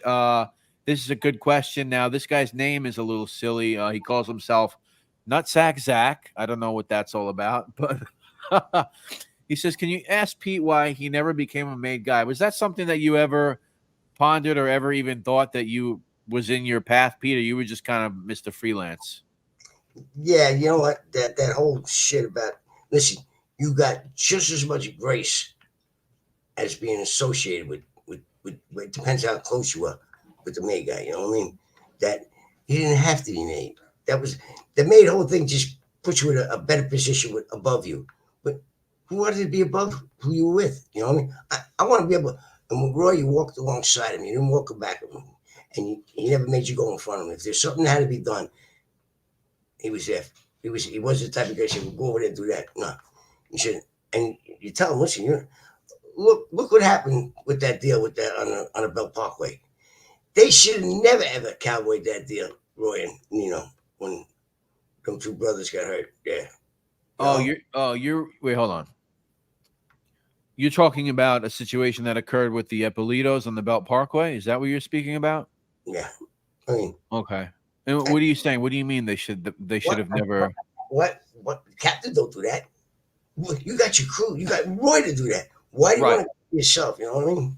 Yeah, I thought about that myself. Why Nino would put himself into an automobile with bullets flying, and then they bought Peter Pacente into it as well. A guy who seemingly would. Why would they do that? It's crazy. You know what I mean? And I'll tell you, that's karma. Look how backed up in their face. Some Yeah. kid, I don't know, tell you, see that kid that drove by? Patrick Penny. He married my cousin. Wait. Patrick Penny was married to your cousin? That was getting married to her, right? So I explained that to Roy. He said, well, I'll give you one shot, go talk to him. I told him, listen, you got to leave for a while. And he did. He left for a year. He came out. He's married to my cousin now. They're happily married. Good children. No. You're thinking about somebody else because Patrick Penny got whacked, Pete. No, it was the other guy. Oh, Paul Roeder, the cop. Yeah. There you go. Okay. The cop that got into he was moonlighting or something, or he was like some kind of cab driver. The cab driver. Right. Shot Nino. Yeah. You don't know what the fuck he was. He jumped out of a cab. Right. Yeah, because Penny got murdered. Patrick Penny. There's somebody else that was with him in that car that was married my cousin. Quite possibly. Ray said, listen, just tell him to go for a while because if you don't go, you're going.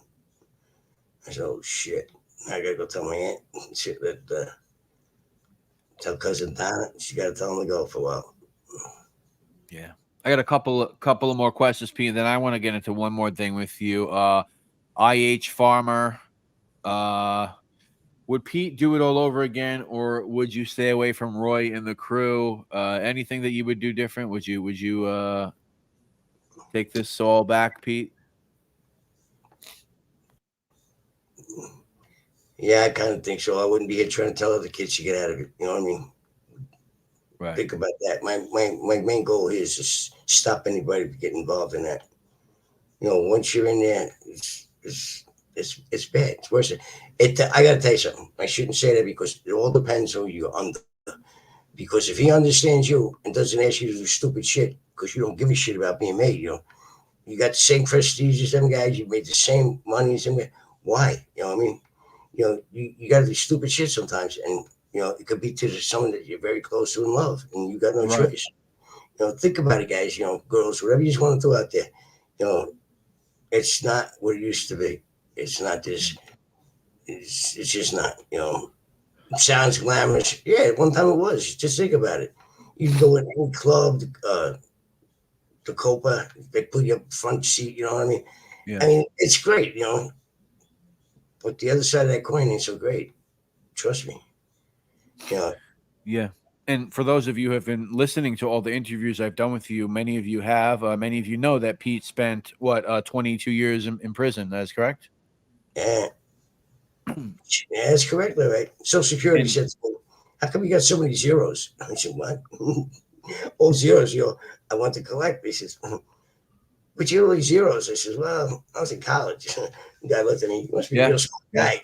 I says, all zeros. So when my Social Security check came, it wasn't so good. A lot of interesting things with you, Pete. I think I shared some news with you that you weren't really familiar with, I don't believe.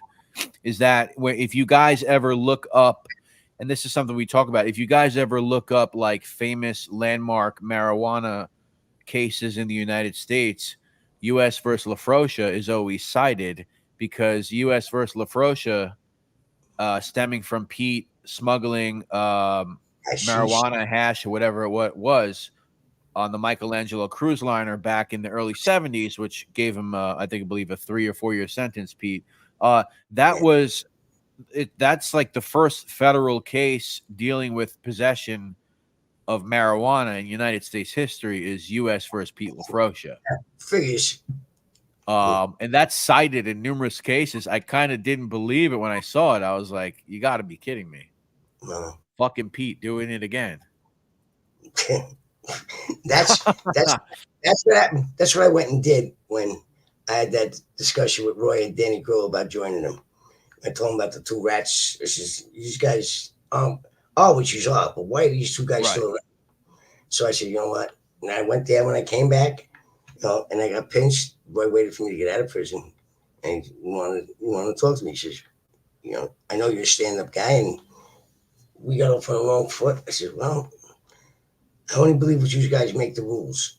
So if that's true, then, Chris or the other guy should have got whooped there. Gone. Fucking damn.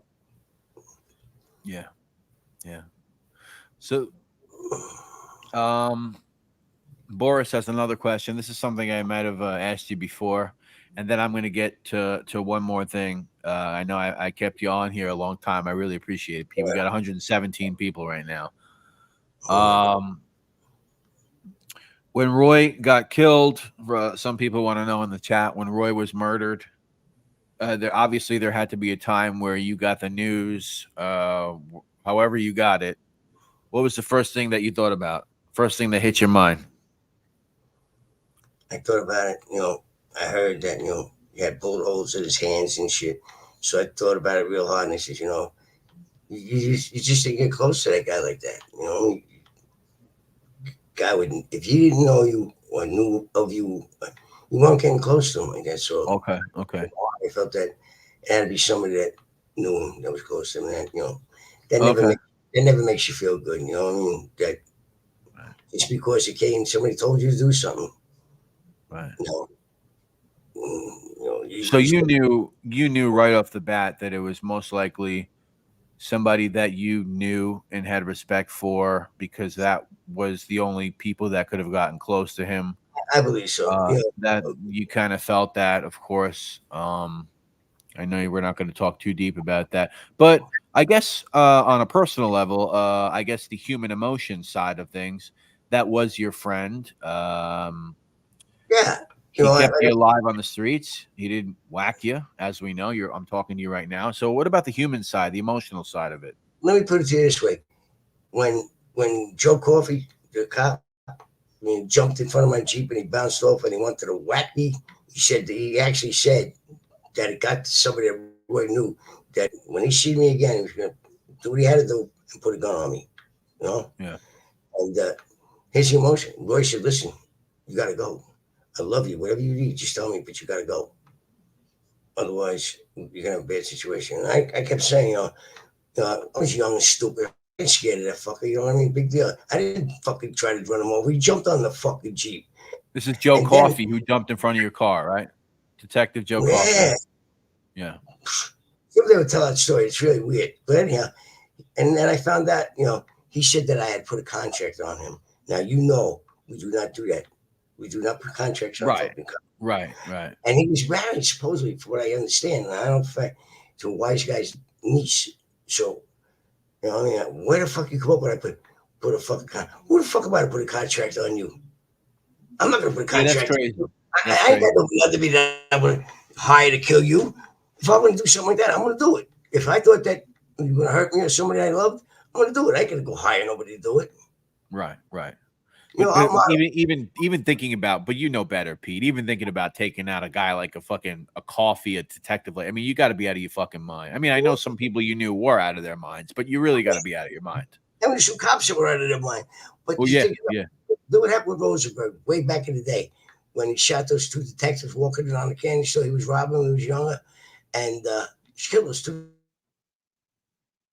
detectives, right? And the cops put a blanket on everything you could imagine. No more loan shut. Everything got shut down. So the mob got in touch with him and told him, listen, Jerry, you got to turn yourself in, or else we're going to put you later in front of the police station. This is bad for business. And he did. He turned himself in and became one of the most famous in-house lawyers there ever is. He went to law school while in prison, passed the bar test. He got more guys out of prison than 300 guys, I think. Yeah. He got released, yeah. But it just goes to show you about that shit, Yeah. Before I ask you one more question, Pete, and then I'm going to let you go because I kept you a long time. I appreciate you giving up your time. There's a story that Roy's son Albert Jameo told in his book. And the story, and you could just tell me if you think this is plausible. The story goes that I guess the word got around that he might have wanted to get vengeance after his father died, and perhaps he might have told something to Nino that Nino didn't like to hear. And there is a story that Albert tells that he apparently one night gets ran off the road and is warned, I guess, which is with as much respect as they could give him, being Roy's child. He says that he is warned by one Joey Testa and Anthony Sender to stop his fucking shit. and they ran him off the road and maybe smacked him up a little bit. I don't remember the exact details of the story. Does that sound something that is plausible? That's plausible. There was maybe they were out of respect for Roy. They were telling him this because they found that somebody was going to probably try to hurt him. He might have been saying, Right. and it might have been. And Joey and Anthony probably just said, trying to tell him, listen, Albert, listen, we loved your father, we respected your father for your own best interest. Don't do this, man. We don't want to see nothing happen to you. Your mother needs you. Your family. Male. But he was a wacky kid though. Tell us that quick Albert story before we get to the end. He was a mini Roy. I swear to God, and Roy loved it when he did it. Yeah, okay, Dad, we're gonna whack that fucker. That's it. He would just say these things like that, these little jokes. Oh yeah, but Roy was exposing him to things he shouldn't have. Oh yeah, he took him shooting. We all went to the ranges and stuff. Yeah. Wait. You go upstate? Was that Ferrangi's farm? Did you go there? Yeah, we went. Okay. So you spent time at the Ferrangi farm. Interesting. Yeah, and I'm telling you, little Albert was a little. He was a mini me for Roy. I swear to God, he was. I closed my eyes, I could see him. Oh yeah, we got another. But he changed his whole lifestyle, But it's only natural. I don't give a shit what you say. That your father gets killed, and he was very close to his father. His father was close to him. That you're going to try to want some kind of revenge, whether you're going to do it or not. You're going to express that feeling somehow. It's just hard to hold in. A smart person would have said nothing, did what they had to do. Right.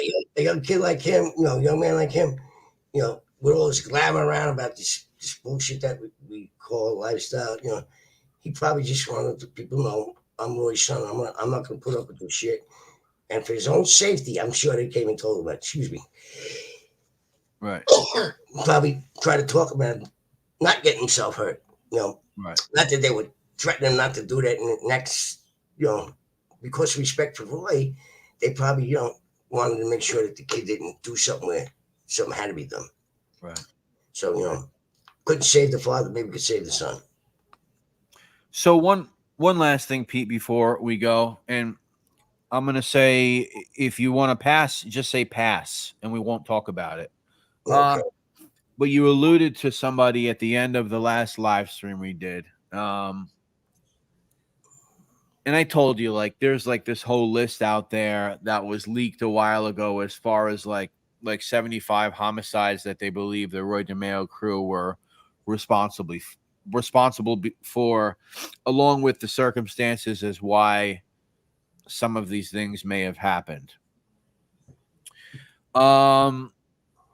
There's one of them that happens in July of 1982 when Roy DeMeo, according to authorities, and this is not long before he's dead, and he's reported to be kind of in a weird state at this point in his life from what's been reported, whether he was going down a dark path with alcohol and paranoia and just running on fucking psychosis. I mean, no offense.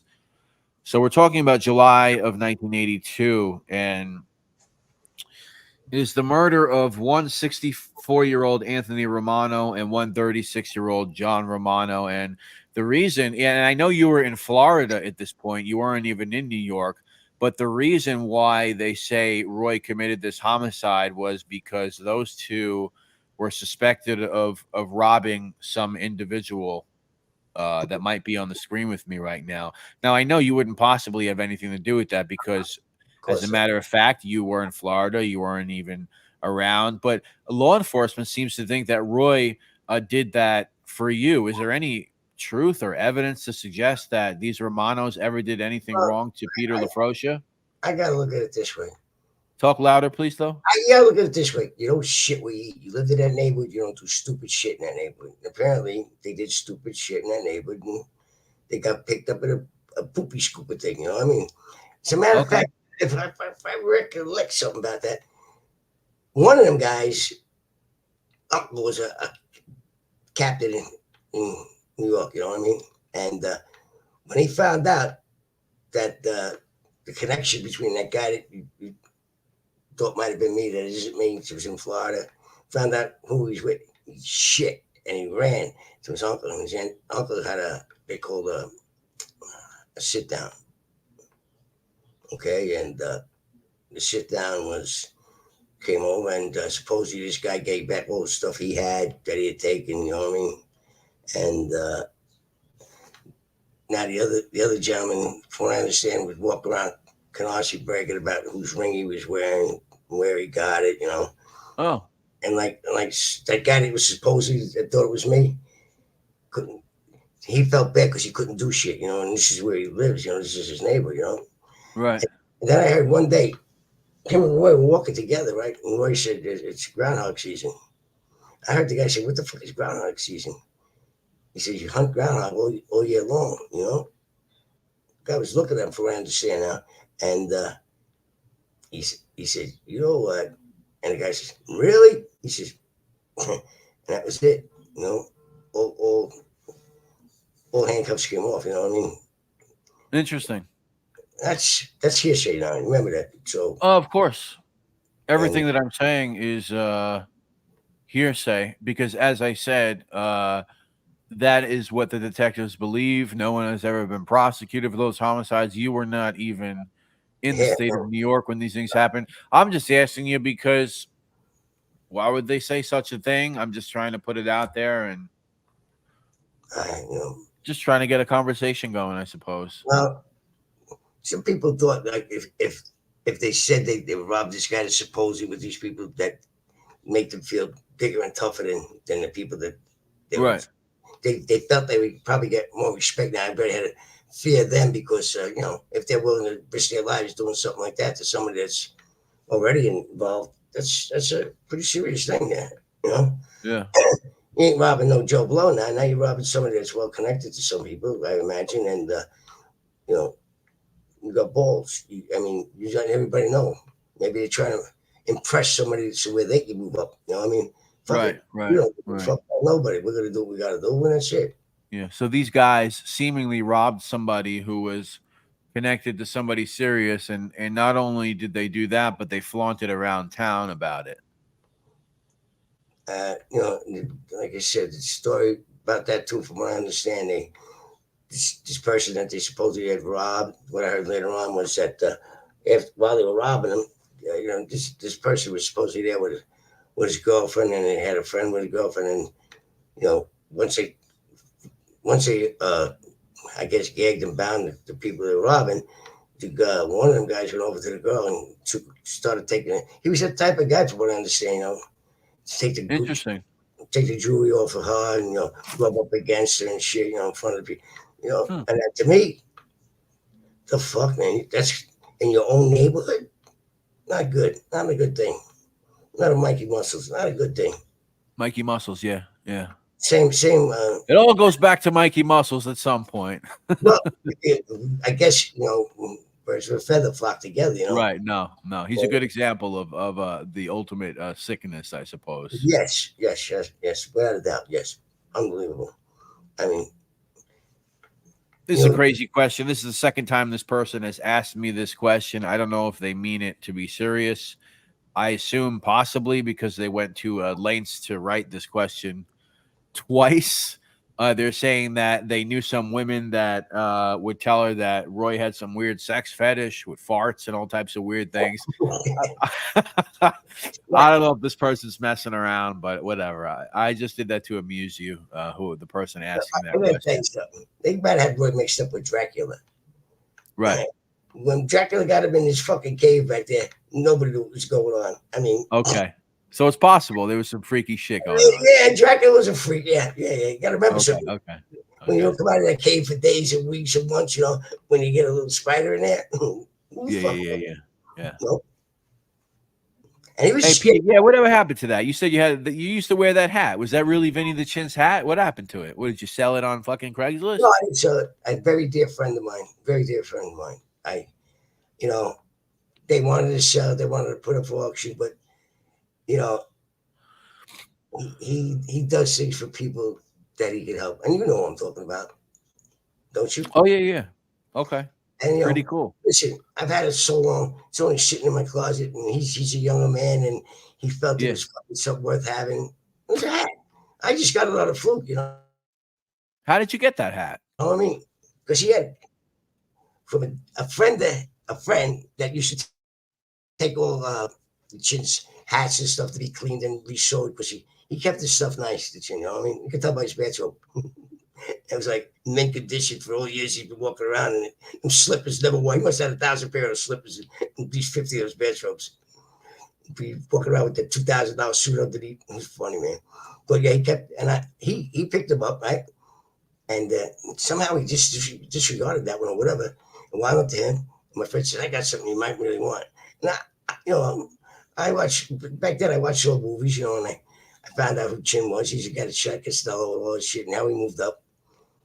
And it's like, fucking, yeah.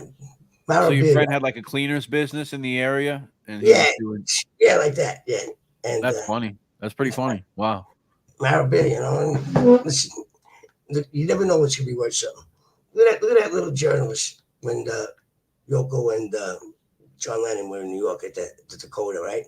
And they picked one person out of that crowd to come up and write a story about, right? And while they were in the hotel room, right, to write a story, right, they would come up with that song, Give Peace a Chance, you know what I mean? Right. And he wrote it on a fucking orange juice box, crate rather.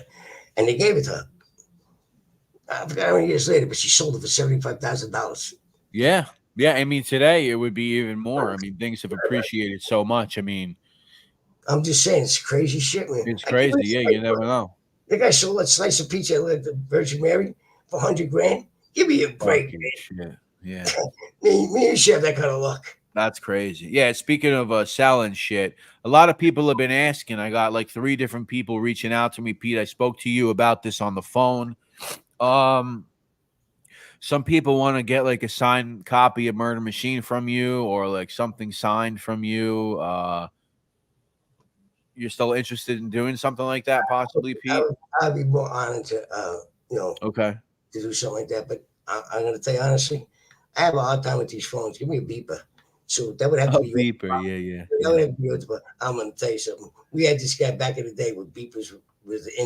Every 2 weeks, we go to the fucking Mill Basin Bridge and throw them in the water and go get new ones. Yeah. Guys said, what do you just give us new ones? What's the problem? Yeah. Don't matter where they are, just give us new ones. That's what we want. But yeah. So Swish Rips wants a book. Yeah, guys, I got to figure out. I found a place where I can get these books.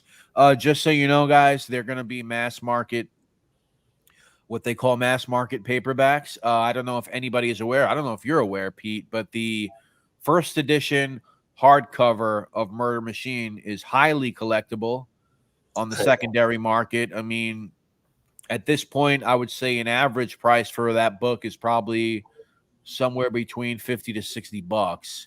Wow. For a first edition hardcover with the basically this one, Pete, which is the hardcover. I think I got 2 of them. I got one with no cover on it because I happened to be in prison at the time, and yeah, I made a phone call. And the guy got on the phone and said, "Pete," I said, "What?" He says, "I got a book here about you." I said, "What book about me?" So he sent it in, and I had to send it back. He had to take the cover of it because you weren't allowed to have nothing with a hardcover because right. He said they could hide stuff in the binding and shit. I said, "Holy shit!" Little did I know. Yeah. Sometimes you don't see what's going on in your world because you're too obvious. So, the fuck. Right.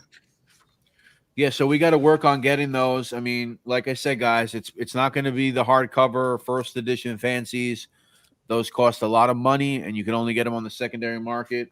I paid $200. This one's signed by your friends, Pete. This is actually signed by Gene Mustaine and Jerry Capisi, your long lost pen pals. So this is actually pretty collectible. All I got to do is get you to sign it, then it's extra collectible. But yeah, we're gonna work something out, ladies and gentlemen. We're gonna work that out, get the numbers down, see if the interest is there. I know the interest is there, but we're gonna work it out. Listen, ladies and gentlemen, if you do something and you do it with Brett, I believe he'll be looking out for all you. He's not a greedy person. I'm sure whatever he's doing, he'll have some personal gain in it, maybe with a little more notoriety for doing something like this. But that man is not in it for the bucks. If we're gonna have bucks, we're gonna either win the lottery or you're gonna come with me on my bucket list. When I reach about 80, if I ain't happy, I'm going for an army car. Either I go away with a lot of money or I go to federal prison. What's better than that? I don't want to go. Yeah, Pete. Yeah. I don't want to go to prison again. I don't. Well, let's hope it. You're gonna be Mr. Brinks.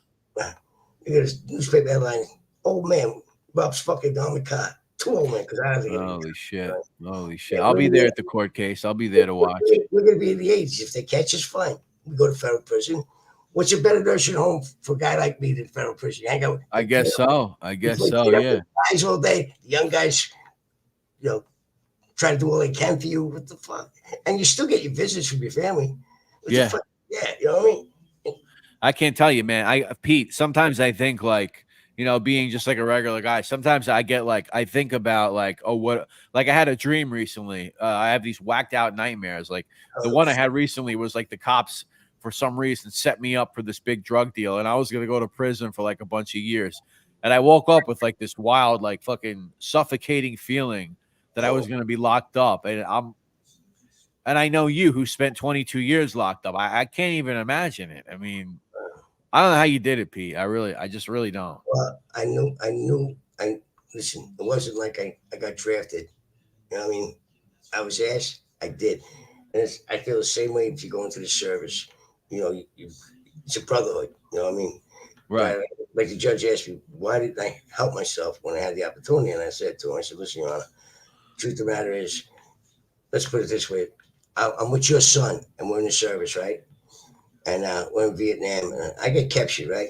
Now, I know your son street clicks out with the rest of the squad, maybe a 5-man squad, right? And they beat me and torture me and do all crazy shit. You understand? That's what me to talk about it. Do I give your son up? Now, here I am. Same kind of loyalty. Maybe it ain't the U.S. Marines, but it's an Army, And now, worst comes to worst, being as I joined, I didn't get drafted. I joined. When time comes, do I tell? I'm going to get 3 hots and a cot, mattress. I'm going to get food. I'm going to go to a rec yard. What would inspire me to tell? If I wasn't going to tell, would you want me to tell on your son? Right. I said, think about it. I said, another thing today, use your breeding. Just think about telling. I said, listen, if I live over here and somebody lives over here, right? And that person is doing the same thing I'm doing, and he gets caught, and he tells you, and he makes it so that I got to be away from my family and friends. Well, you know what? You don't deserve to be around. Right. Now, if I live here, you live there, and you're a 9-to-5 guy who would call a citizen, and you see something going on, it's your duty to protect the neighborhood, your kids, your family, to call up. No hard feelings, you know what I mean? That's part of the game. But if you're going to go tell, and you're doing the same thing because you don't want to go to jail, then what the fuck, man? What the fuck, man? You get involved in? You know what I mean? Yeah, it's like, so you basically knew what you were signing up for, and you knew that someday justice was going to come knocking, and instead of cooperating or going, Team USA, so to speak, you figured it was better to accept responsibility and take a shot in court, and wherever the dice fell, they fell. That's kind of how you looked at it, huh? Listen to me. I was scary way to look at it, Pete. I mean, first time I was accused of a double homicide. That's double homicide, right? Years right off the bat, right? And that's what Harvey thought I was, because he didn't know me like he thought he knew me, and that was that. And I tell you, when they broke for recess, I couldn't believe they let me go downstairs with my mother, my fiance at the time, to have something to eat.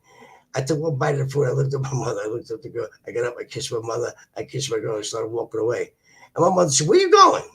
I said, "If you think I'm going back up there, you're crazy, Ma." She says, right.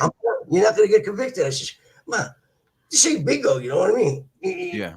I said, and she was right, though. I didn't get convicted. But yet, they gave me all the opportunity in the world to say something. You know what I mean? If I wanted to. And I told you what happened. As I was walking out of that courtroom, what was it, Coffee, I believe it was, said to me, he thought I was making a mockery, laughing, right? But I was so relieved and that came back with an acquittal that, your energy level jumps up there, And I was like, googly, And as I'm walking by him, he grabs me, he says to me, just like that, he knew too, that son of a bitch. He says, "I know you didn't do it." Right. He said, "But it cost you a lot of money to get out of this, didn't it?" He said, "When you run out of money, what are you going to do then?" He said, "You're going to come to us?" I said, "Really? I don't think so. But you know what he did say, though? He did say, see that, what's his name? Norman Blau, the cop. Norman Blau, yeah, cop. Testified, he told the truth. You know, and that wasn't the way they wanted to play that. They didn't give a shit how they got you, because if they got you there, then they figure you're gonna roll all the way down the line. That's how that rolling shit works, you know. They hem you up like that. Like guys that go after that just got out of prison, that know things that they, you know, they go after them because now you feel like I don't want to go back to prison. Well, fuck you, I just got out, you know. Right. So, well, that's how they play it. You know, it's yeah. sad. Yeah, see me, like being a regular person, I kind of try to separate myself. You know, if somebody informs, who am I, you know, to say how they should live their life? I was not involved in that. But it's got to be scary going against the government. I mean, I had that other photo last time, and I made a point to have this one ready this time. I mean, that's you. You got Ronald Bulldog Terekian. I got grease on my fingers Terekian. You got Barelli, Testa, Paul Castellano. That's you right in the middle. Walter Mack, and he's interrogating Vito Arena. So you got the federal government against you. You're 2 seats away from the boss. Yeah. You have this federal informant who is taking the government for a ride, and they're letting him do it just so he can give all this information. And you got a judge on the stand who referred to you guys as the biggest bunch of ghouls he's ever seen. So, you know, the worst bunch of ghouls he's ever seen. So it's really tough for me to fathom. Like I said, I'm a regular person. I mean, something in me might say, man, I don't want to fucking be here anymore. Like, is there a way out of this fucking thing? Like, what am I doing here? Is there a fucking way out of this? Like, I could see why people try to get out of it.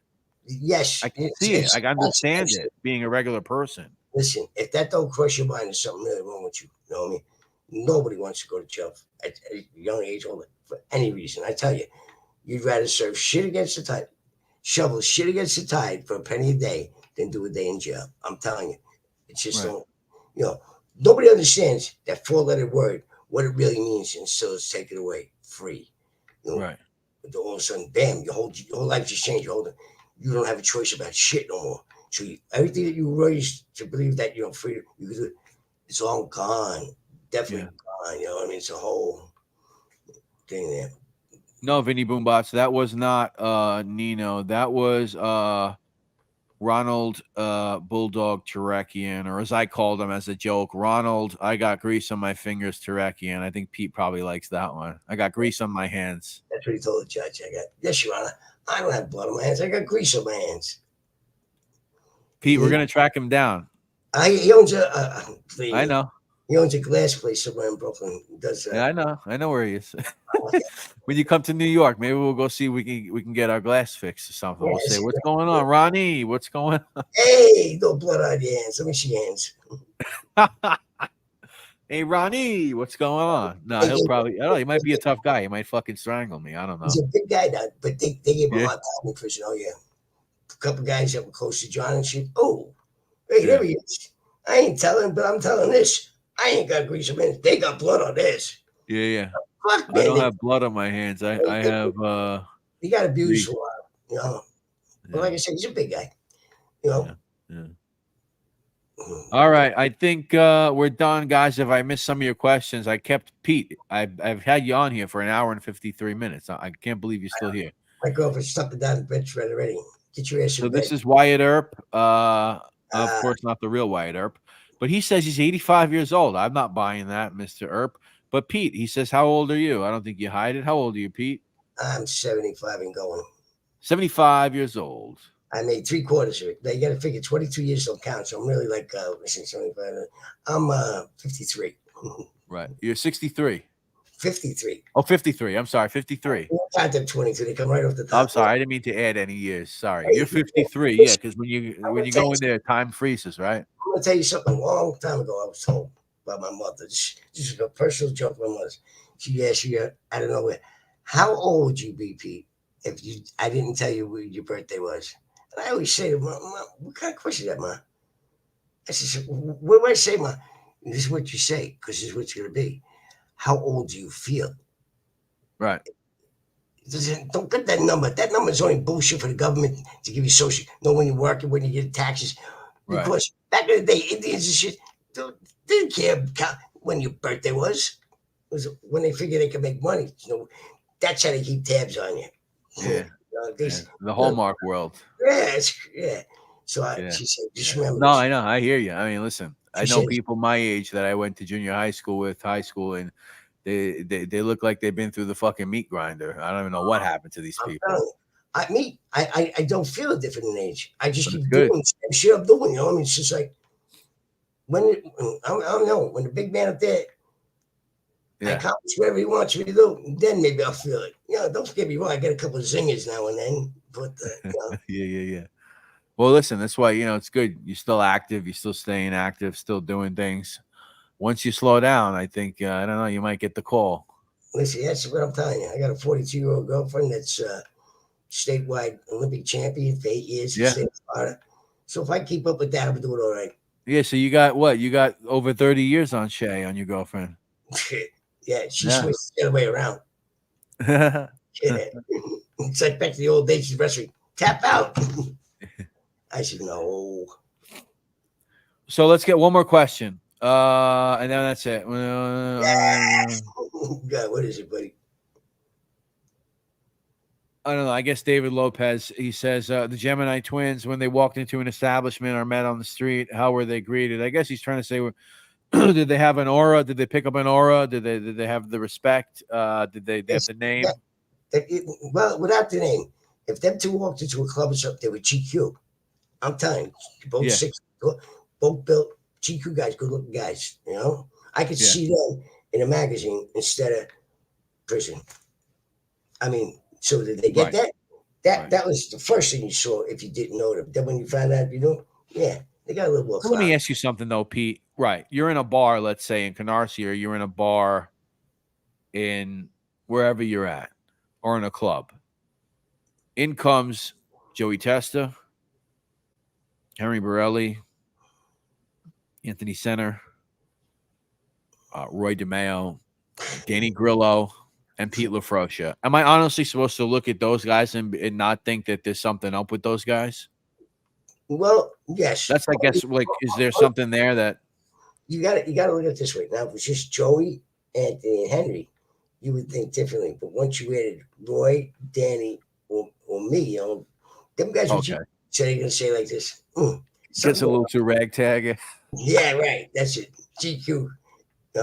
Yeah. So that's definitely where I would look at it. Okay. If I see them guys walking in, and I was abroad or some guy, he said, "Wow, these are some sharp looking guys." You know what I mean? I mean, they dressed to the hill. You know. Yeah. God bless them. You know what I mean?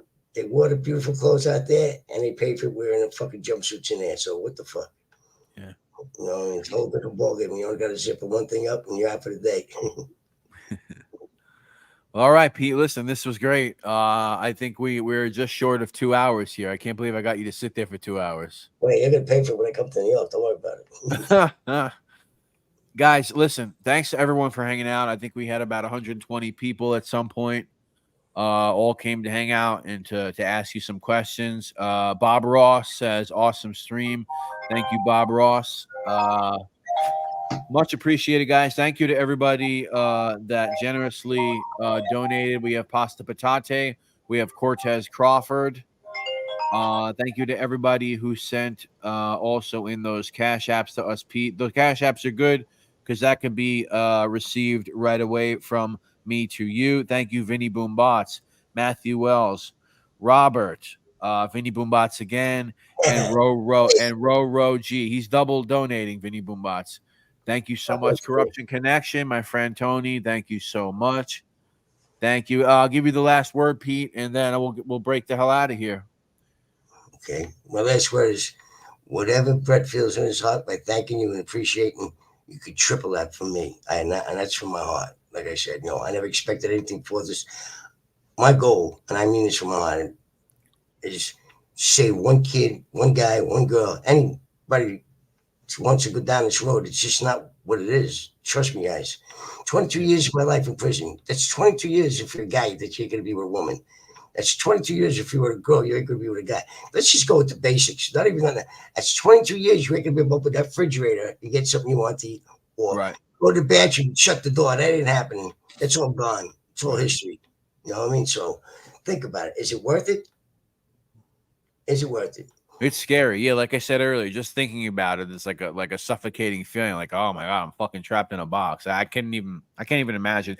Shout out to Andy Pinehurst, Pete. Andy sent us a $10. Thank Another you, Andy. cash. Thank you, buddy. Appreciate it. I love Thank you, Andy. How can I I'm say- sorry, Pete. I cut you off. You were going to say something about prison being locked up there. Yeah, it's just not. You don't understand it. Like I told Brett before, that four-letter word, what it really means until it's taken away. You know, you're nothing. You're a number. That's all you are. Yeah. You're a number who's gonna come in them doors and go out the doors, God willing. And that's it. And they're making it worse and worse because now those 85%, they say that 50% that you're getting for good time, you ain't getting shit because when you get out, you're under that fucking parole officer for that time too. Right. You got to walk on eggshells. Twice as hard, yeah. Everybody thinks, now you ain't getting no good time. You know what I'm saying? So don't believe that shit. Right. You're there every day doing the same. It's like Groundhog Day, that movie. Every day the same thing, just about. Except he got lucky. He got laid. He had Andy McDowell. That's it. That's right. You ain't getting that lucky unless you're a little funny, you know what I mean? Yeah. And I'm gonna tell you something now in these prisons. I got to prison when a guy said to me, I woke up in the night, I had this guy next to me in the bunk. I was there for 2 days, right, screaming and yelling. I said, jumped up, what the fuck's the matter with this guy? And I said, hey, you all right? He came out from underneath the blankets, and 2 minutes later, another head came out from underneath the blankets. Oh, geez, 2 heads under the. I said, what the fuck, man? So I went to the sergeant the next day, right? I said, Sergeant, you gotta move me. He says, Pete, let me tell you something. This guy was minutes. He said, I can move you anywhere in this prison. These guys think, he says, this is like 70%. They're crazy. He says, just because you're doing the fucking, you think you're not gay, or you're getting a blowjob, you're not gay. They don't realize that he's gay too, the guy that's getting. Right. Yeah, that counts to me. I mean, to me, that counts. I can put you anywhere, but you're going to be near someone the same way. I said, yeah. Shit. He says, so don't believe nothing. He says, and I'm telling you from the heartbeat, don't think you're going to get around it. He says, either you just let your demeanor, hey, that's them. Whatever blows their skirt up. That's where he told me to look at it. Don't that. I said, that's crazy, man. Sarge, he says, yeah, I know. You ain't seen nothing yet. He says, I said, when I see 2 heads come out of the blanket, I said, that's enough for me to see. Crazy everyday stuff that you got to deal with when you're locked up, I guess. Listen, Pete, thank you, man. Like I said, we're over the 2-hour mark now. I just want to say one more thing to the chat. Everybody, you guys could send me an email, nyccrimespot@gmail.com, or you can leave a comment on this video, maybe questions for Pete, maybe some interesting things that you would like to touch on, that you would like us to touch on, maybe interesting things that you might want Pete to talk about in the future. You could also write a bunch of comments saying that you want Pete to come to New York City so we can walk around and film some good shit. We can go to the Gemini. We could walk around Brooklyn. Make sure you leave those comments. I want to get Pete on. I want to try to get Pete on some bigger podcasts. I have a connection to 1 or 2 of those. Pete, I would like you to get on. I mean, as much as I want you to be here, of course, there's a couple of podcasts out there that have, 2, 3, 4, 500,000 subscribers. I'd like to get you on one of those shows in the right way, Pete, because I know this is a situation where things could be dicey and not everybody is always educated. They might have 500,000 subs, but they're not educated on everything. You know what I'm saying? That's why they implemented the 5th. Yeah. Well, that's why they made the 5th, but sometimes that makes for a fucking boring interview. You know what I'm saying? Sure. So, we'll see if there's somebody we can find. We'll get you on a big platform. We'll prep them. We'll I don't know. There's a lot of things that I would like to talk to you about. Please, guys, like David Lopez says, you're a walking piece of history, he says. So Swish Chris wants to have some merch. Roro says, get here pronto. And hey, Vinny Boombot said he'll even donate. He said he'll even donate to help you get over here with the plane ticket. And you know what? I speak to him personally on the phone. This is my buddy. I won't say his real name, but he actually will do that.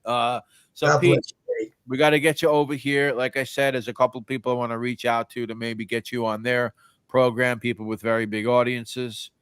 And I think that will be a good thing for you, buddy. I just can't wait for me and you before we get to those big audiences to have a sit down with Sammy the Bull and. Oh, you want to sit down with Sammy the Bull? Not if he doesn't come live, I'll sit down with a cardboard picture of him. So, because I know he's the type of guy who call in and say, "Oh yeah, why don't you tell me to my face?" I say, "Well, yeah, tell it to me my face, you fucking motherfucker." That's right. That's right. Yeah. Remember one thing, Sammy, I did my time like a man. I went in like a man. I came out like a man. And what did you do? You of all people supposed to be all of that, and you were very high up on the chain. And you fucking did that. You didn't even wait to find out that John was going to throw you under the fucking bus. You could have, at any time, got off that fucking inmate, whatever the fuck is defense state, and said, "Listen, that's it. I found out that he's really throwing me under the bus. That's it. I'm going to do what I think I got to do." And even then, you were fucking wrong. You knew what you were when you started. Now, I met you a couple of times. You probably wouldn't remember me from a hole in the wall, but you were fucking. So you did me. So just to clear up, because listen, some people like to talk a lot of stuff. They like to say he was nobody. He was a powerful guy. I mean, he had a big fucking name in Brooklyn, right? He was like the Bull. The Bull. You got that? Right. Sammy the Bull. Now, Bull is fucking strong, thick-headed, and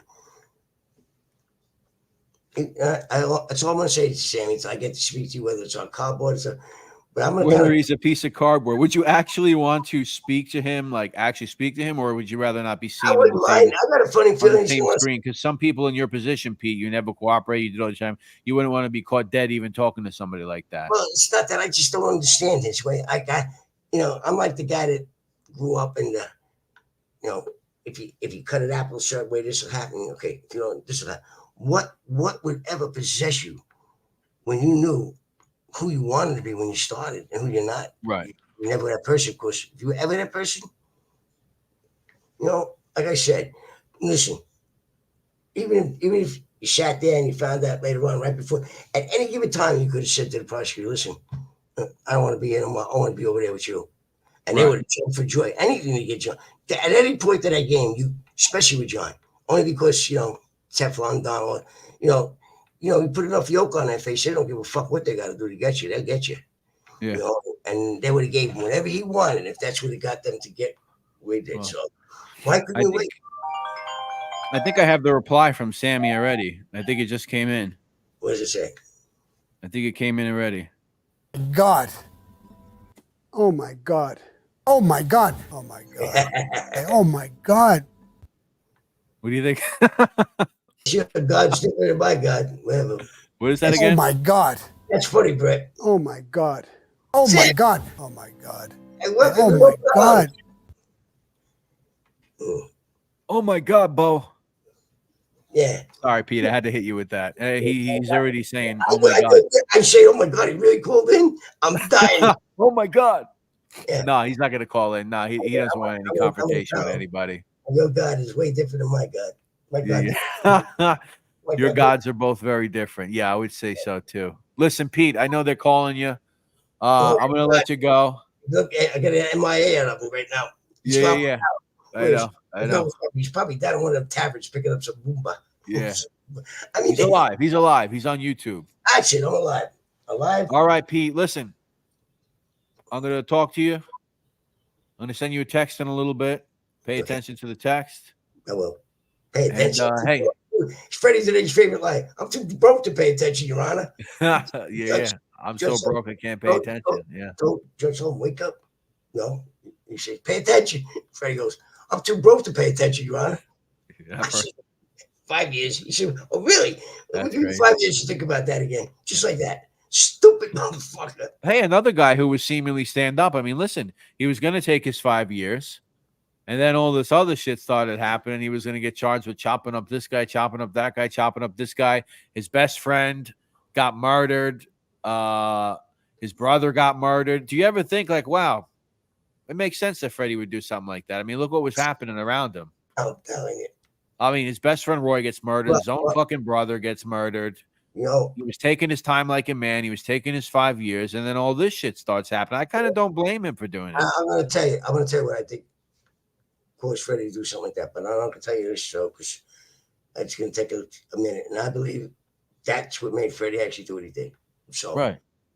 You know, but we'll get into that. Yeah. We'll have the Freddy episode. Gentlemen, you'll know the reason that Pete the Pig feels Freddy why he did that. Okay. You gotta remember something. Cliffhanger. Freddy got found hung in a safe house. Yeah. Freddy couldn't live with himself after that. Yeah. A lot of things, man. Okay. Well, I want to voice my opinion. And let my people here that are listening to it see if it makes sense. Okay. Everybody's so we'll have we could do a Q&A and we could talk a lot about Freddy next time if you want. Just sit up to explain why I think he did. Because others speak about Freddy, you just talk crazy shit because that's what he was about. Roy try to fucking dress him up, give him the teeth, give him all that. Hell, yeah. He's still Freddy. You know, he loved Roy. He loved Roy to death. Trust me. Oh, yeah. But, lipstick on a pig. Nice, you got that right. Ladies and gentlemen, I love you and I thank you. Those for the donations, I thank you. Those who didn't donate, I love you. Thank you just the same. Believe me. I'm glad that I don't know what I'm glad. I'm glad I'm still here to talk to you anyhow. Yeah. Anyhow. Good night, everybody. Well, thanks, Pete. My pleasure, Brett. Thank you so much. I'm going to text you in a few minutes, okay? But hurry up. You're going to tuck me in bed. All right. 5 minutes. Take your time. I know. Well, thanks, Pete. Listen, we'll talk soon. Everyone's going to be waiting for you to come back. And listen, have a good night. Thank you for coming on for over 2 hours. It's been awesome. Thank you. Like I said, God bless you and all the people that watch you. And, of course, they're watching you and watching me. Boy, I feel like I'm a well-protected angel now. God bless you. Love you. Love you too, buddy. We'll talk to you soon. All right, guys. Well, there he was. There he was. Over 2 hours tonight with Pete the Pick Lafroscia. A lot of things discussed. I hope you guys appreciated that. Like I said, leave some good comments. Even if you've been in the chat, leave some good comments. Let me know how you felt about this live Q&A. I still got to get Pete a mic or something over there.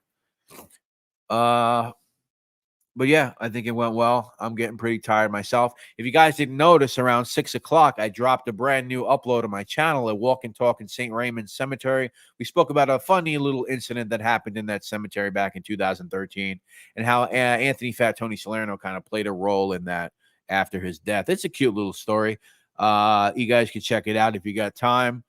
Leave some comments as far as what you might want me and Pete to talk about next time.